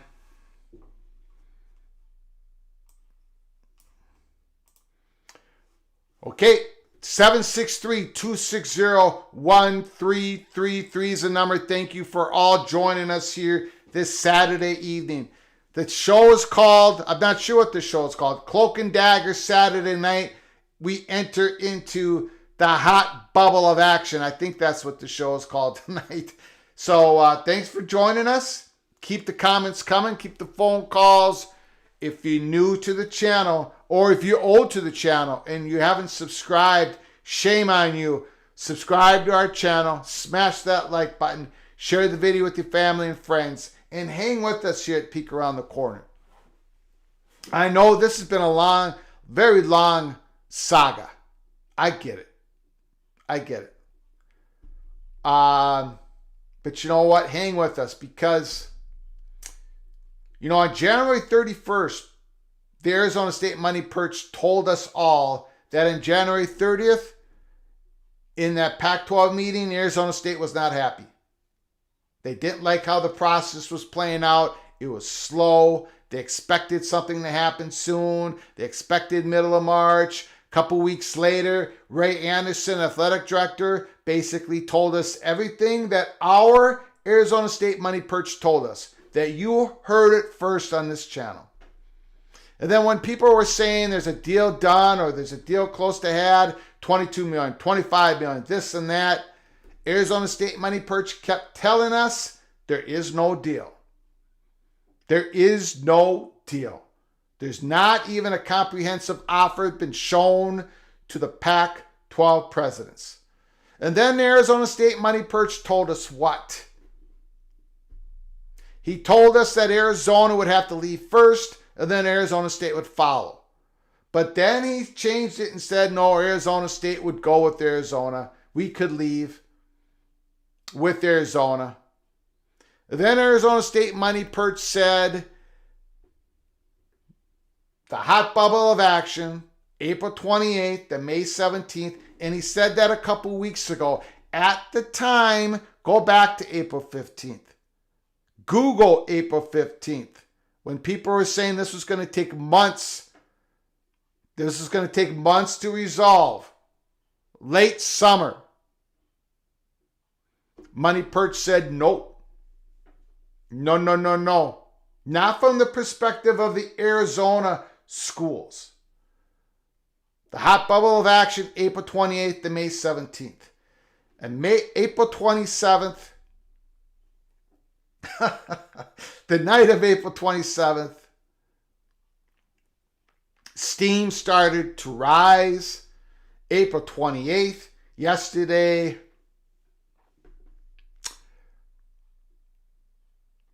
bubbling up at the surface. The evening of last night. Now we're in April 29th. So stick with us here at Peek Around the Corner. It's been a long saga, but we're now at decision time. Stick or go. Stick with the Pac-12.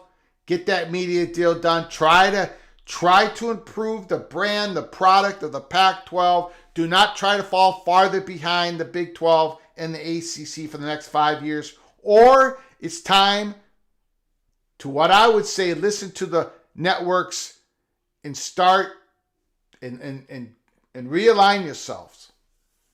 Remain the great large research university you are, but have a thriving front porch of your university. Derek Marie, thank you so much. First of all, thanks for coming into the chat. Thank you so much for the incredible, generous super chat. Will the Big Ten be at 24 or 25 teams by 2030? I don't know. I think they'll be at 20. I think at least they'll be at 20. Don't know.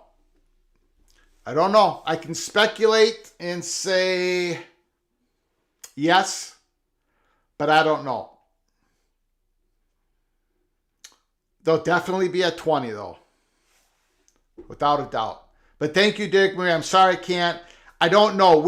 I've often say this. We're college football's peek around the corner. We peek around the corner, but we don't quite have that crystal ball. I cracked it a long time ago.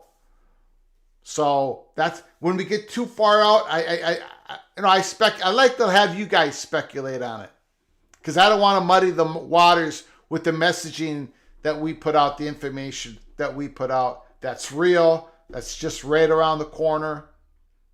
So I'm sorry I can't quite answer that question. I would say definitely 20, possibly 24. Thank you so very much. Opie, holy cow. The night that things start, the hot bubble of action, Opie comes in. Holy moly. Thank you so much for incredible generosity to the show. I'm just getting here from work. I feel like I need to get the little general to walk behind the Flugar so I can buy a vowel for the information so I know what's up over the last few days. Mower, modem, phone, 3 corners of the runway for takeoff, December 26th, part 3. You always want the part 3. We'll get there. We'll get there on the Florida State story. I can tell you what part 3 is not, Opie. It's not we're going to have schools leaving at the end of this week. I guess we're at the end of this week. Or it's not happening right. Slow. Everyone's got to slow up. Slow up.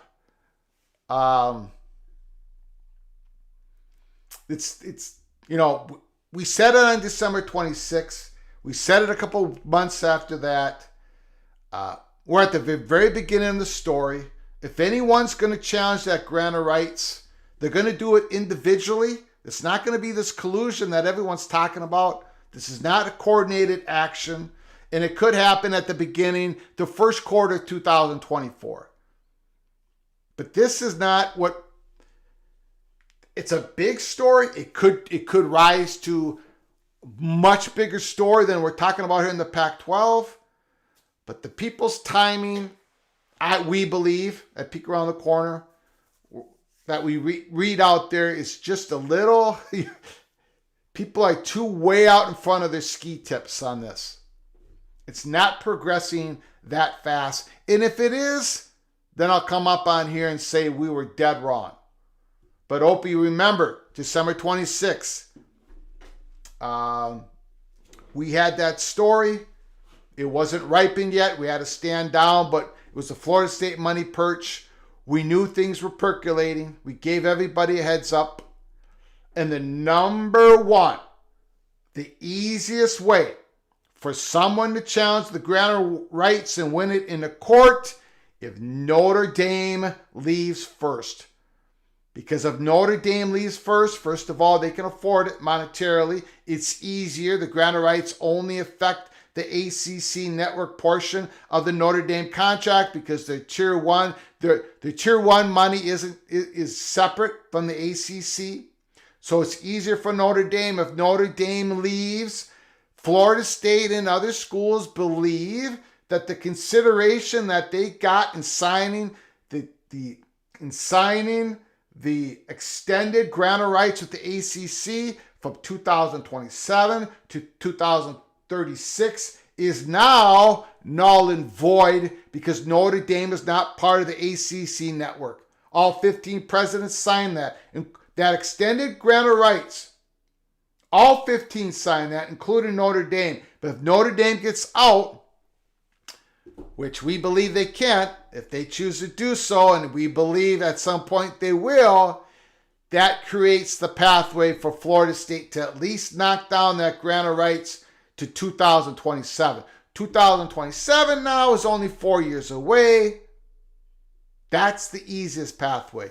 We mentioned a couple others. We're going to go back to that story. But I know other people are reporting different things about it. Things are happening, da-da-da. We're not there at Peek Around. We don't see it. We haven't heard it.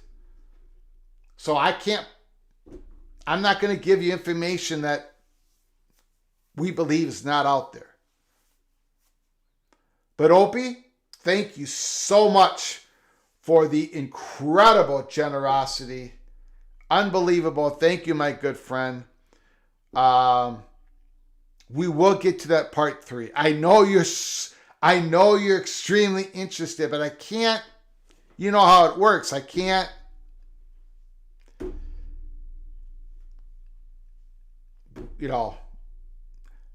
we go where the story goes. We go where the story takes us.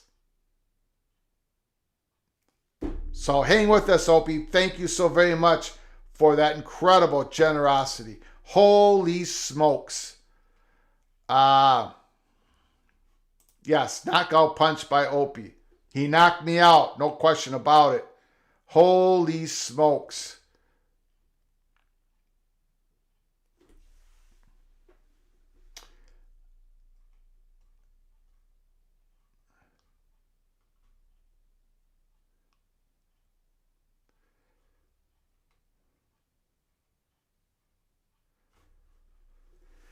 Mr. Monkey says, thanks for coming on in. Appreciate it.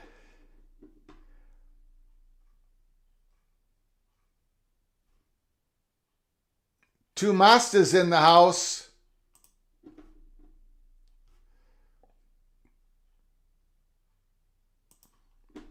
Greg, there's not enough time for the ACC schools once the new contracts kick in. For the Big Ten, the SEC, the ACC schools will never catch up. True.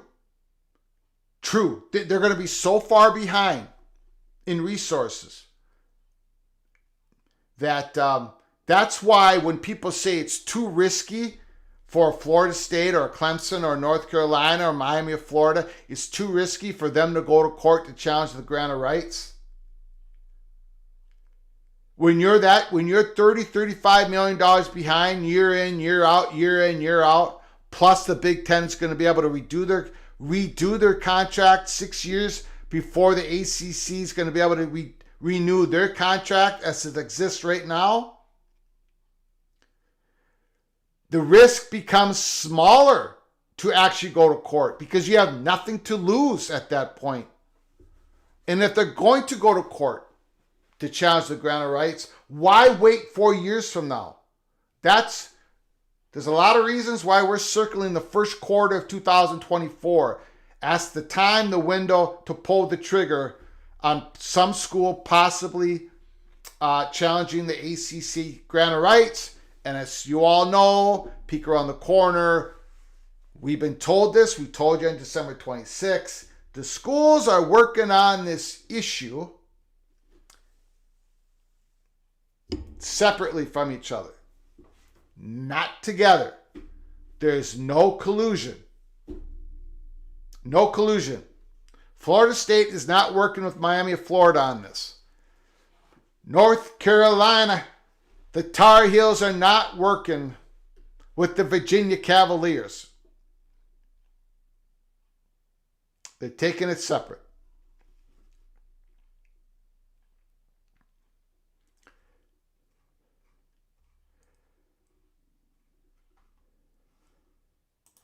Grateful Trojans, Colorado and Arizona need to pull the trigger. The house of cards needs to fall. Again, we get back to Jim Williams' tweet. Flug Empire. I put up a tweet about the Big Ten waiting to see if the Pac-12 loses 2 more of the Four Corners schools before expanding. Did Jim Williams, is there some information that he put out there? Was that intentional? Was that a typo? Is he already considering Colorado and Arizona a lost cause, that they're going to the Big 12? And if the Pac-12 loses 2 more, does that mean the Big Ten acts? If all 4 of those schools leave, all 4 Big 12 Four Corner schools leave?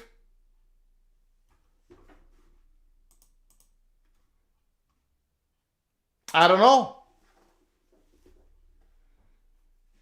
Jim Williams might have meant loses 2 or more. You can read it either way.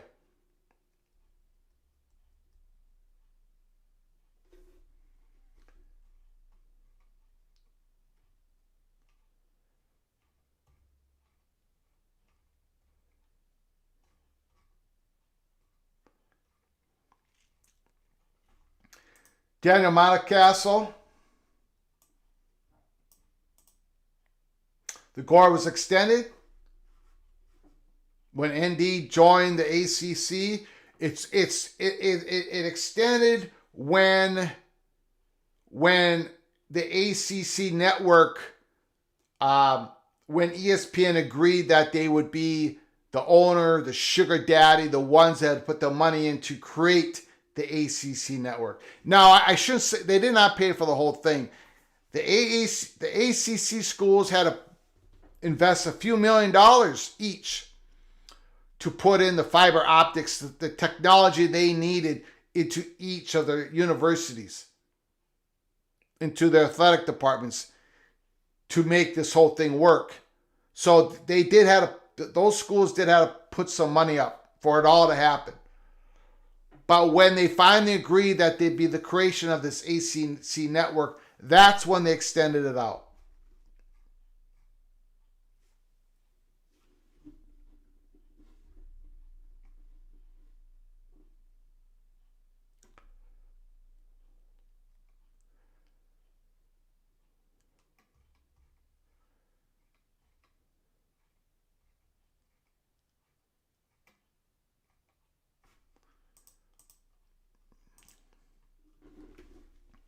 Bruce Harris says worst case scenario, they lose the attorney fees, no real downside.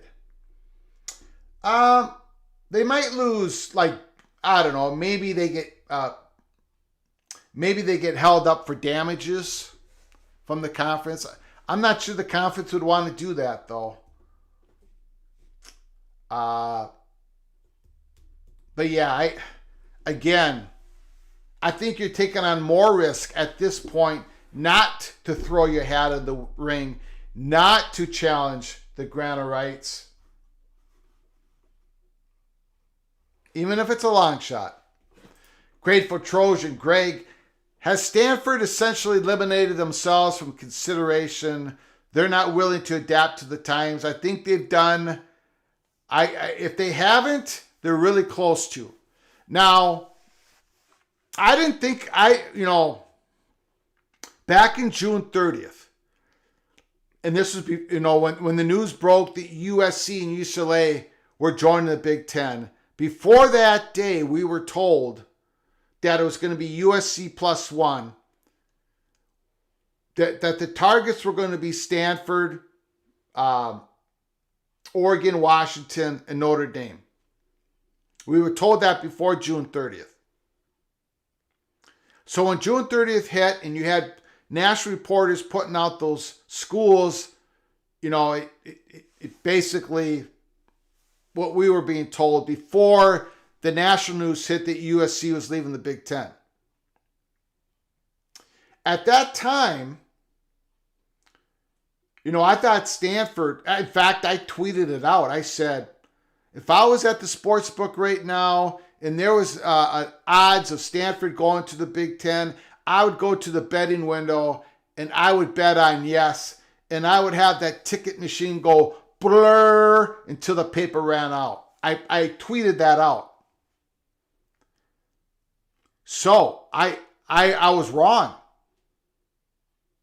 I was wrong. I thought Stanford would be targeted and would eventually get in.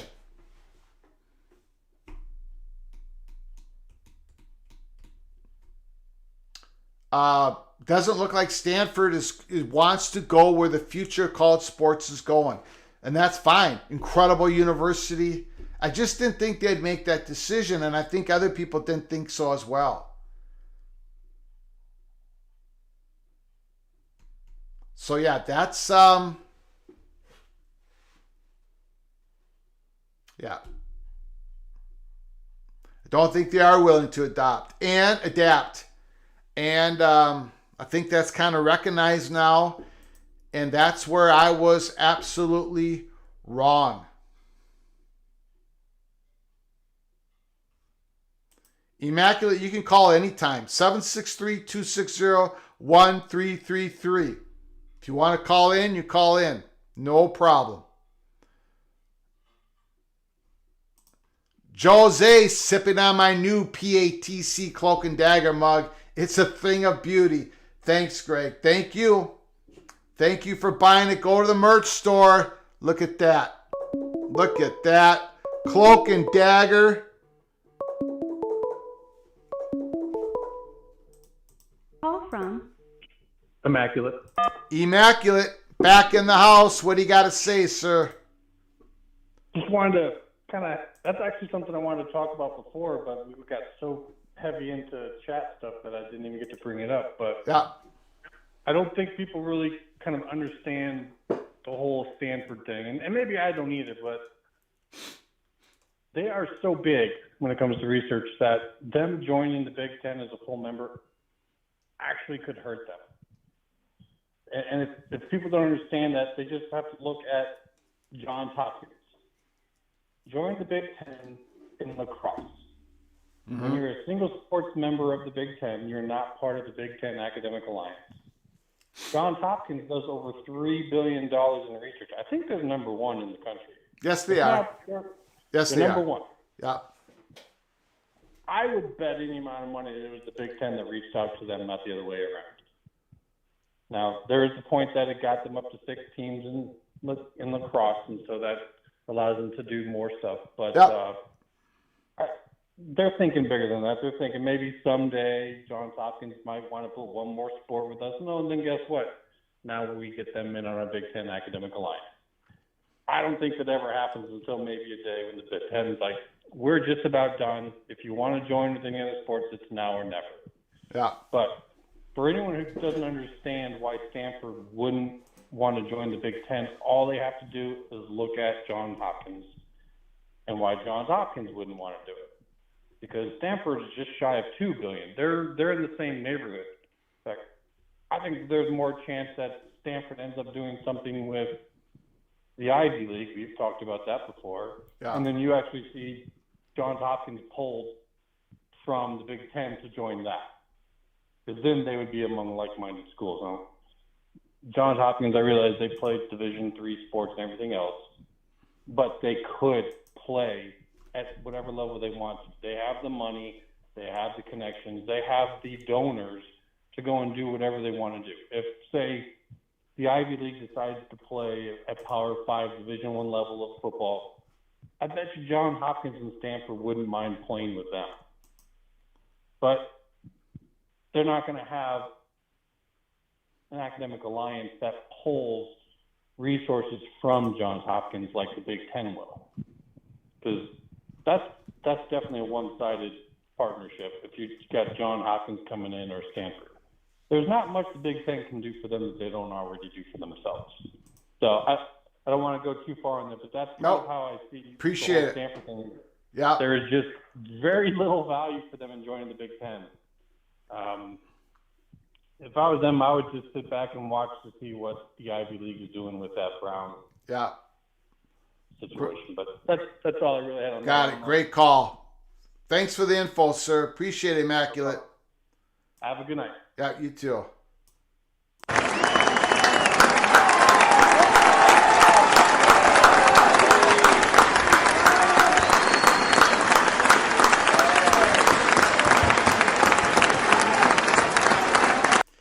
Yeah, the men's lacrosse, John Hopkins men's lacrosse joined, and then the women's team joined to get to, so the Big Ten now has a conference in lacrosse. So those additions helped with that. Great call.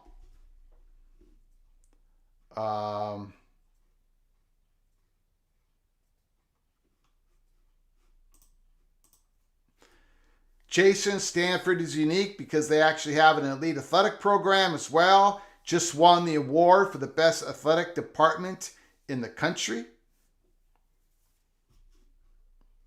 They have some great years and years and years of successful Olympic sports, non-revenue sports, big time success. Conference of Champions, Stanford, they provide a lot of those championships. Call from Ryan Matson, Sky. Ryan Matson. Yes, what's going on, sir? Hey, Greg. It's awesome that you do these phone calls. I really enjoy this part of the show. I just wanted to touch base on the Big Ten commissioner. Yes. And his, what he went over yesterday. Nothing like too revealing, but I do agree with, I believe it was Dennis Dodd who did the tweet saying that the most interesting comment that he provided was the quote that like the content of the game is what matters the most. He said the content matters the most, not the platform. Yeah, and as a fan, I think that's great to hear.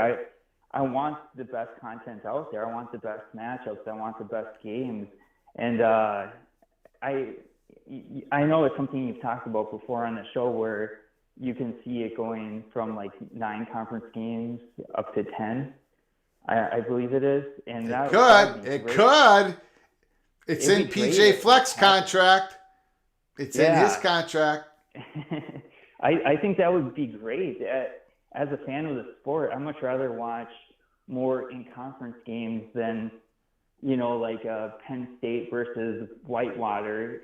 You know what I mean? Like, I'd much rather see Penn State and,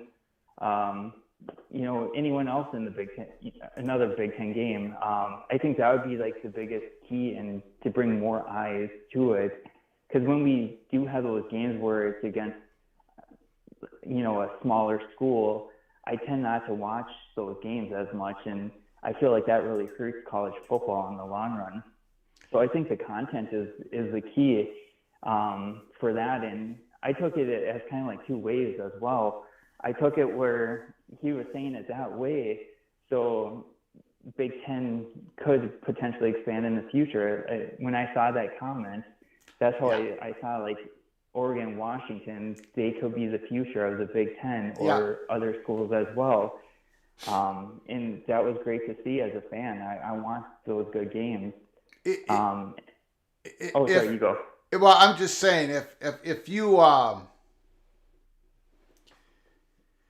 if you want to go way out on a limb here, it almost seemed like he was sort of greasing the skids, shaping the battlefield, whatever metaphor you want to use, into saying, it's the content, not the platform. In other words, he might be willing to bring on the brand multiplier, the big brand of Oregon, the big research university, really good brand of Washington, because that's going to add to the depth of the quality of the games during the season. And you know what? It's okay if we bring on another streaming partner of Amazon. That's where my crazy brain went to when I saw that. Dennis Dodd picked up on that. And I wonder why Dennis Dodd said he thought that was the most important part, right? Why did Dennis Dodd think that? Well, because was he thinking crazy things like I was? Like you were? You know? Yeah. I don't know. There wasn't much said, but how it was said, and then Robert J. Jones, the Chancellor of Illinois, what he said. We're doing a cost analysis. We're doing a cost and benefit analysis right now. You are? I mean, that should be breaking news everywhere. You know what? These Big Ten presidents, they're always looking at the landscape, right? We're always looking at the landscape. But they're not always doing cost analysis of a potential Oregon and Washington ad. They're not doing that weekly, 12 months a year. But they're doing that now. Why are they doing that now? I think we'll find out in the near future. Yeah. Going back to the Dennis Dodd thing, I don't know. Maybe it was just how my brain was working. I thought there was possibly a second thing behind that quote from our commissioner, and the second thing was like, I was thinking, could he kind of be doing like a little jab to the other conferences where they don't want to add more in conference games, where they're kind of happy where they are, just getting more teams into bowl games, things like that. That was kind of like a little hidden thing. I was thinking maybe he was just trying to do that. I don't know. It was just what I was thinking. I don't know if I would call it a jab. Yeah, maybe a jab, maybe a little elbow. Yeah. It would be very difficult for the Big Ten to go to 10 conference games if the SEC stays at 8, right? Yeah. Especially when we go into expanded playoffs, more at-large berths, probably 2026. I think the moment the SEC goes to 9, and we're supposed to find that out real soon, Greg Sankey just said it, they got to come up with that decision. I think it's in the next month, I think he said. If they go to 9, then suddenly that conversation of possibly going to 10 opens up. Plus, if you go to 18 teams, 10 conference games, I mean, it makes scheduling so much easier. Yeah. And great call. Fans, we're just going to see more and more great games, and that's all we want. I just want to watch great games. I don't care about those games, and most of the games on week 2, week 3, they're garbage games, and I'd much rather see real competition. So, So I'll let you go. Beautiful. You have a great rest of your day. Beautiful call.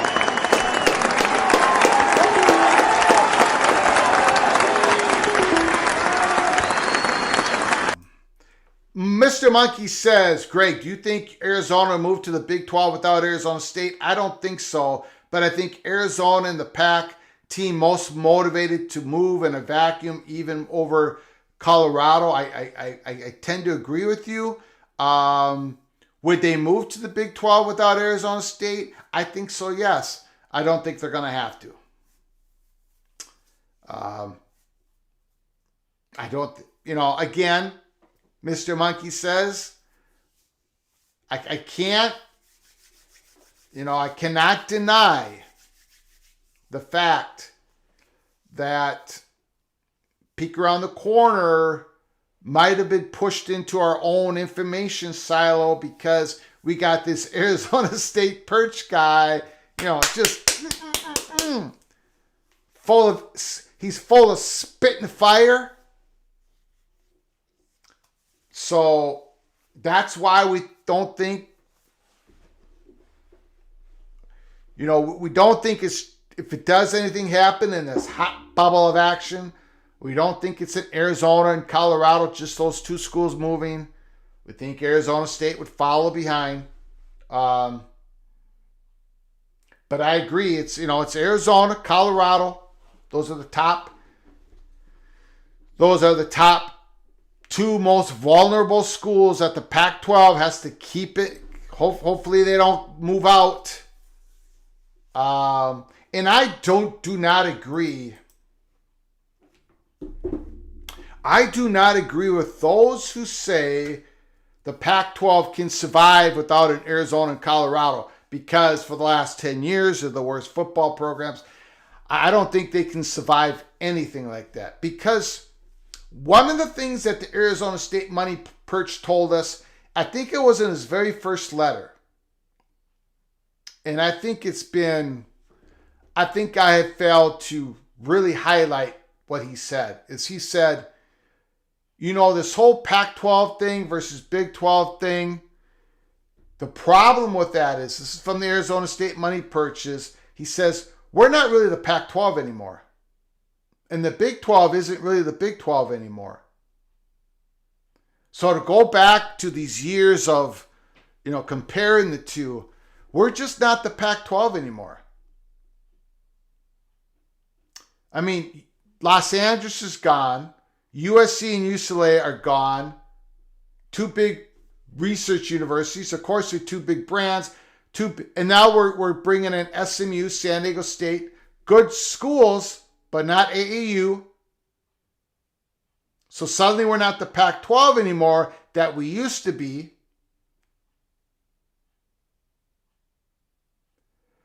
So that whole,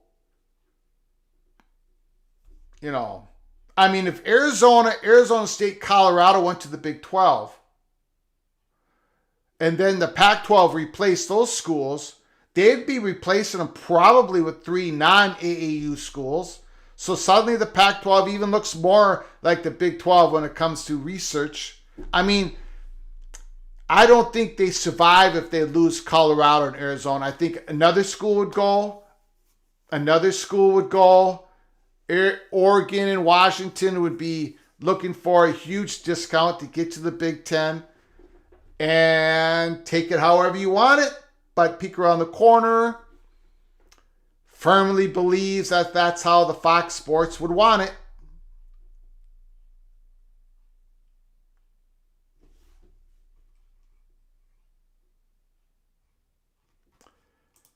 Motivision, Colorado did not spend tens of millions of dollars on Dion to be paid walled behind a streaming service. Not at this point, not in 2023.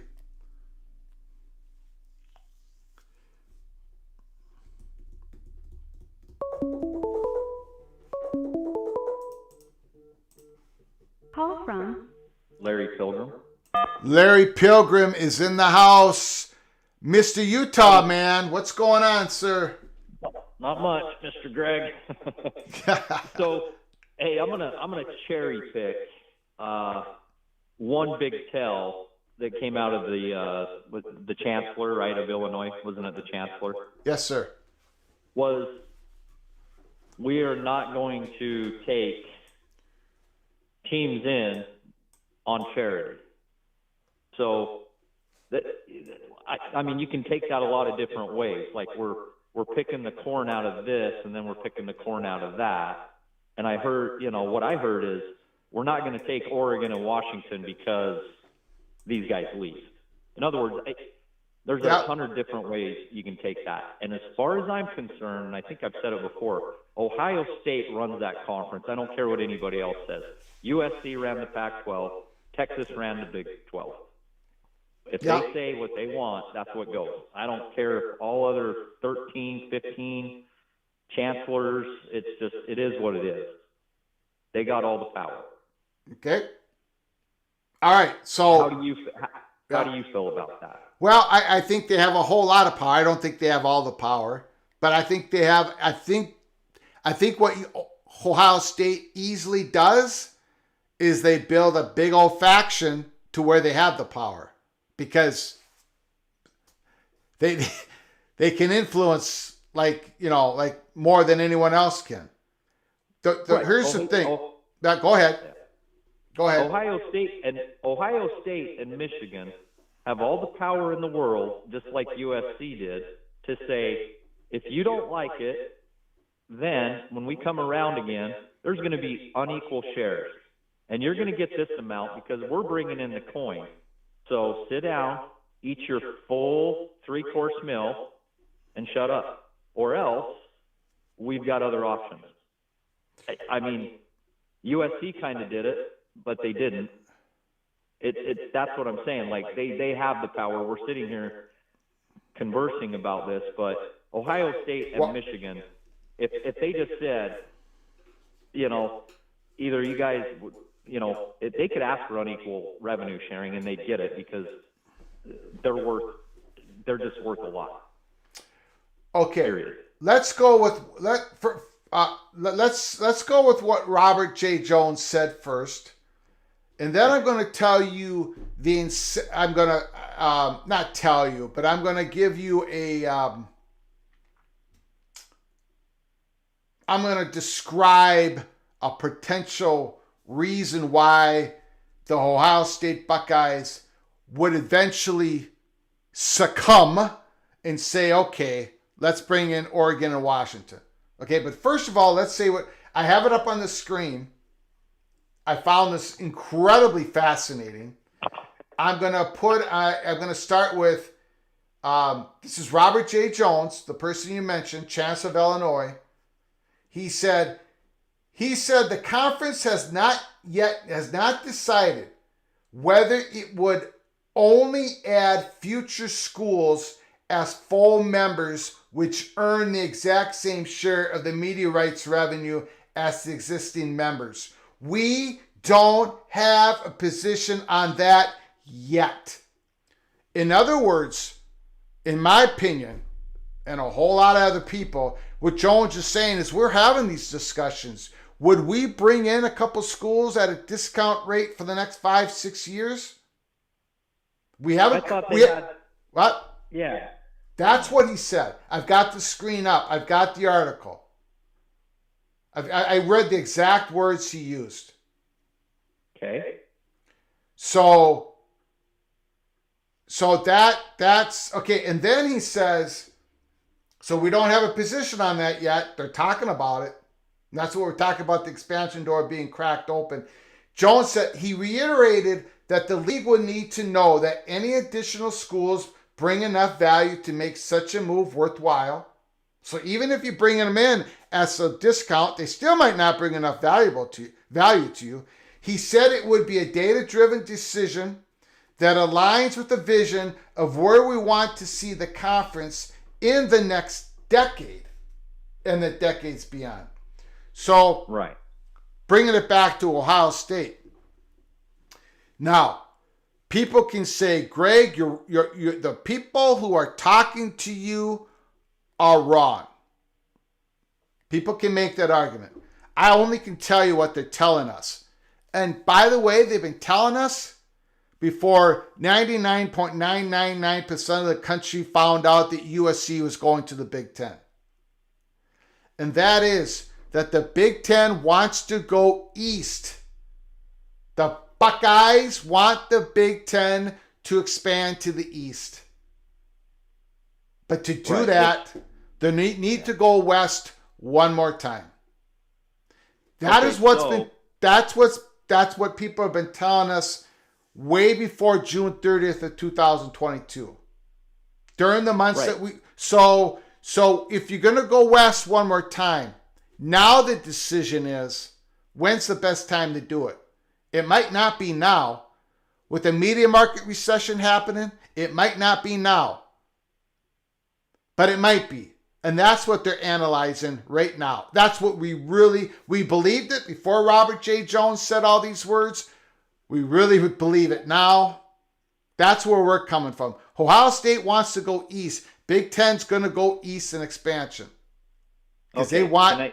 go ahead. So hold on. We got to roll this back 6 months ago. Yeah. Okay, when Washington and Oregon were trying to get into the Big Ten. Yes. And it was talked about that they were going to take a discount Ohio State president or AD, whoever she is, Yes. came out and said no. Yes. Said no. Yes. So And has she changed her? Now, Yeah. has she changed her mind? Because well, first of all, like- she's not there anymore. okay, Number two, the math might have changed because Oregon, Washington might even be going at more of a discount. But number three, and we're gonna say this until the fat guy from Minnesota is blue in the face. The number one hurdle for Big Ten expansion, further Big Ten expansion, was Kevin Warren. He was. I thought he was all for it. No.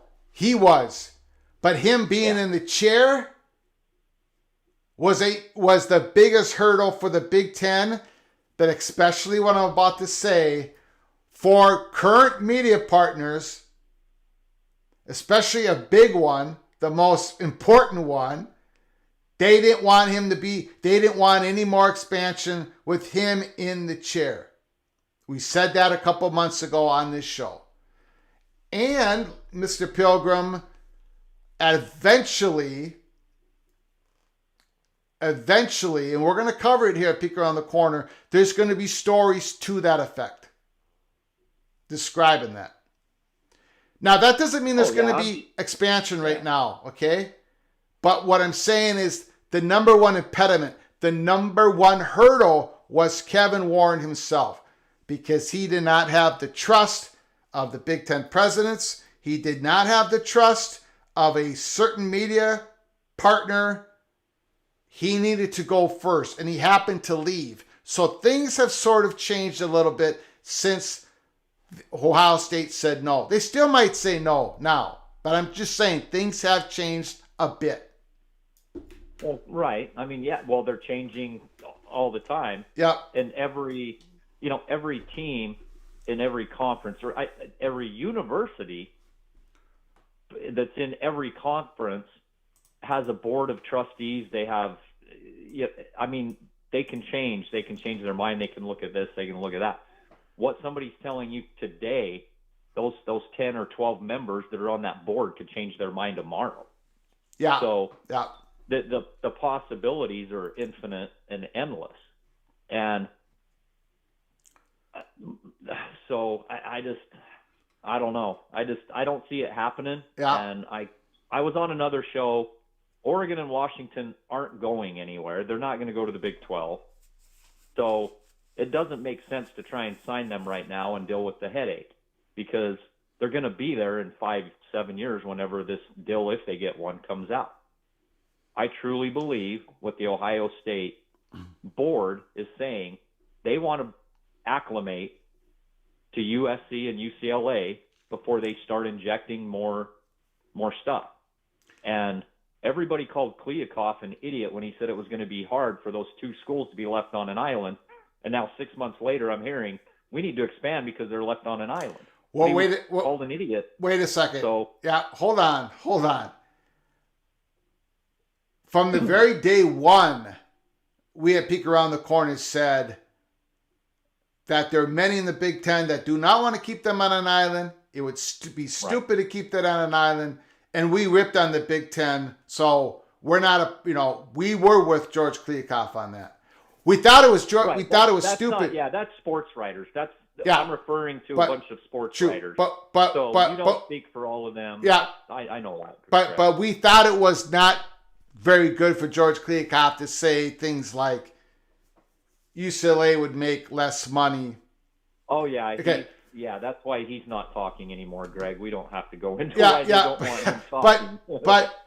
but I do. I'm so glad you brought this up, because there's still people out there that are saying if you bring Oregon and Washington, it doesn't help the travel. It doesn't help this.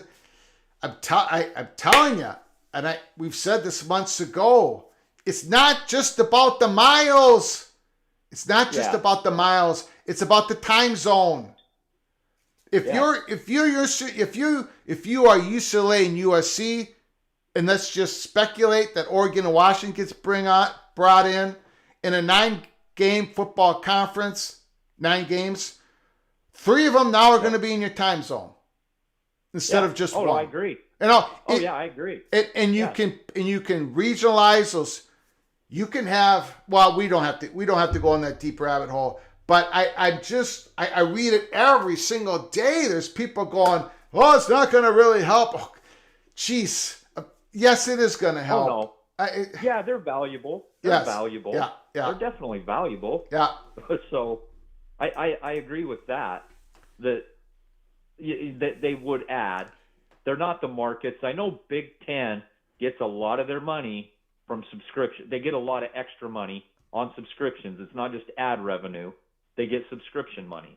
And that's why LA was so big, why they added a Rutgers, because they're getting subscription prices. Well, I think down the road. Yeah. Actually. Yeah. Okay. Actually, you talking about the Big Ten Network? Yeah. The Big Ten Network subscription base has been dropping. Now, before the Los Angeles schools were added, the subscription of Big Ten Network has dropped to 48 million. It was at 60 million. And each Big Ten school is still the checks that have been cut for each of those schools for Big Ten Network, we're talking just TV money, has been $8 or $9 million a year. And it's been consistent. The reason why that level hasn't dropped with the subscription base dropping is because the ad revenue has increased. The reason why the ad revenue has increased, why the Big Ten Network has increased their ad revenue, is because more and more eyeballs are on it consistently throughout the year. And the reason more eyeballs are on it consistently throughout the year, because you got stuff like the women's volleyball that is hot. It's a hot product. It keeps growing and growing and growing, and people want to watch it. And I tell you, I know I'm getting off on a tangent. I'm sorry, Larry, but no, you're good. These video games that come out, you know, they're going to do that EA Sports football. They're going to be coming out with this women's volleyball, college volleyball. And these ladies are going to make money, NIL money off of that, because it's a growing thing. Anyways, I got off on a big tangent. I apologize. But that's why the payouts haven't dropped, because the ad rates have gone up. But anyways, continue on. Yeah, well, that's the other thing was talking about. We're talking about Big Ten Network subscriptions. You're saying you're explaining what you see as it going down, but the platforms have changed, right? Yeah. So they're on bigger networks, making more revenue on a bigger platform. Yeah. Than it was getting on Big Ten Network. Yeah. Yeah, that's fine. I think down the road we're going to see, I mean, not subscriptions, but people are cutting the cord with cable. A lot of people have been doing that, and it keeps dropping. And so I think we're going to be seeing a lot different landscape down the road.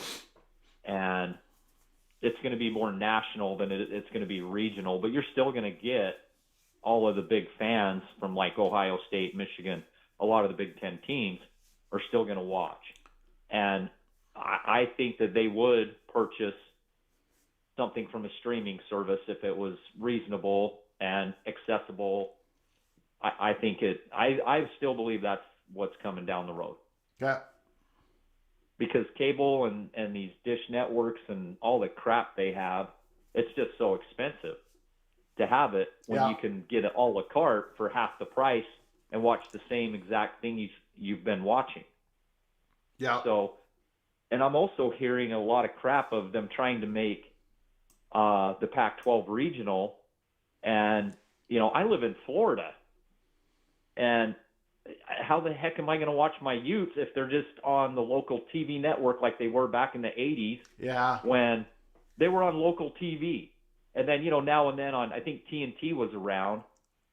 maybe like it just ESPN wasn't really a thing. If I wanted to watch my Utah Jazz, I had to watch them on the local KSTU Fox or the local CW. They weren't on a national ESPN at that time. And so if they are talking about going back to that you can't do that. Yeah. They cannot do that. Yeah, that's a great point.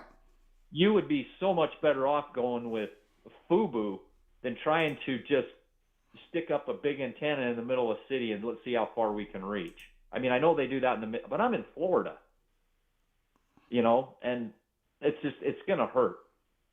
It's just going to hurt. Yeah, you bring up a great point. I think that's a bad idea. Yeah. Great call. All right, well, I just wanted to cherry pick that little Illinois part for you. Yeah, Okay. no, that's fine. Great call. Great call. Thanks, Larry. Please call again, sir. Will do. Thank you. Excellent.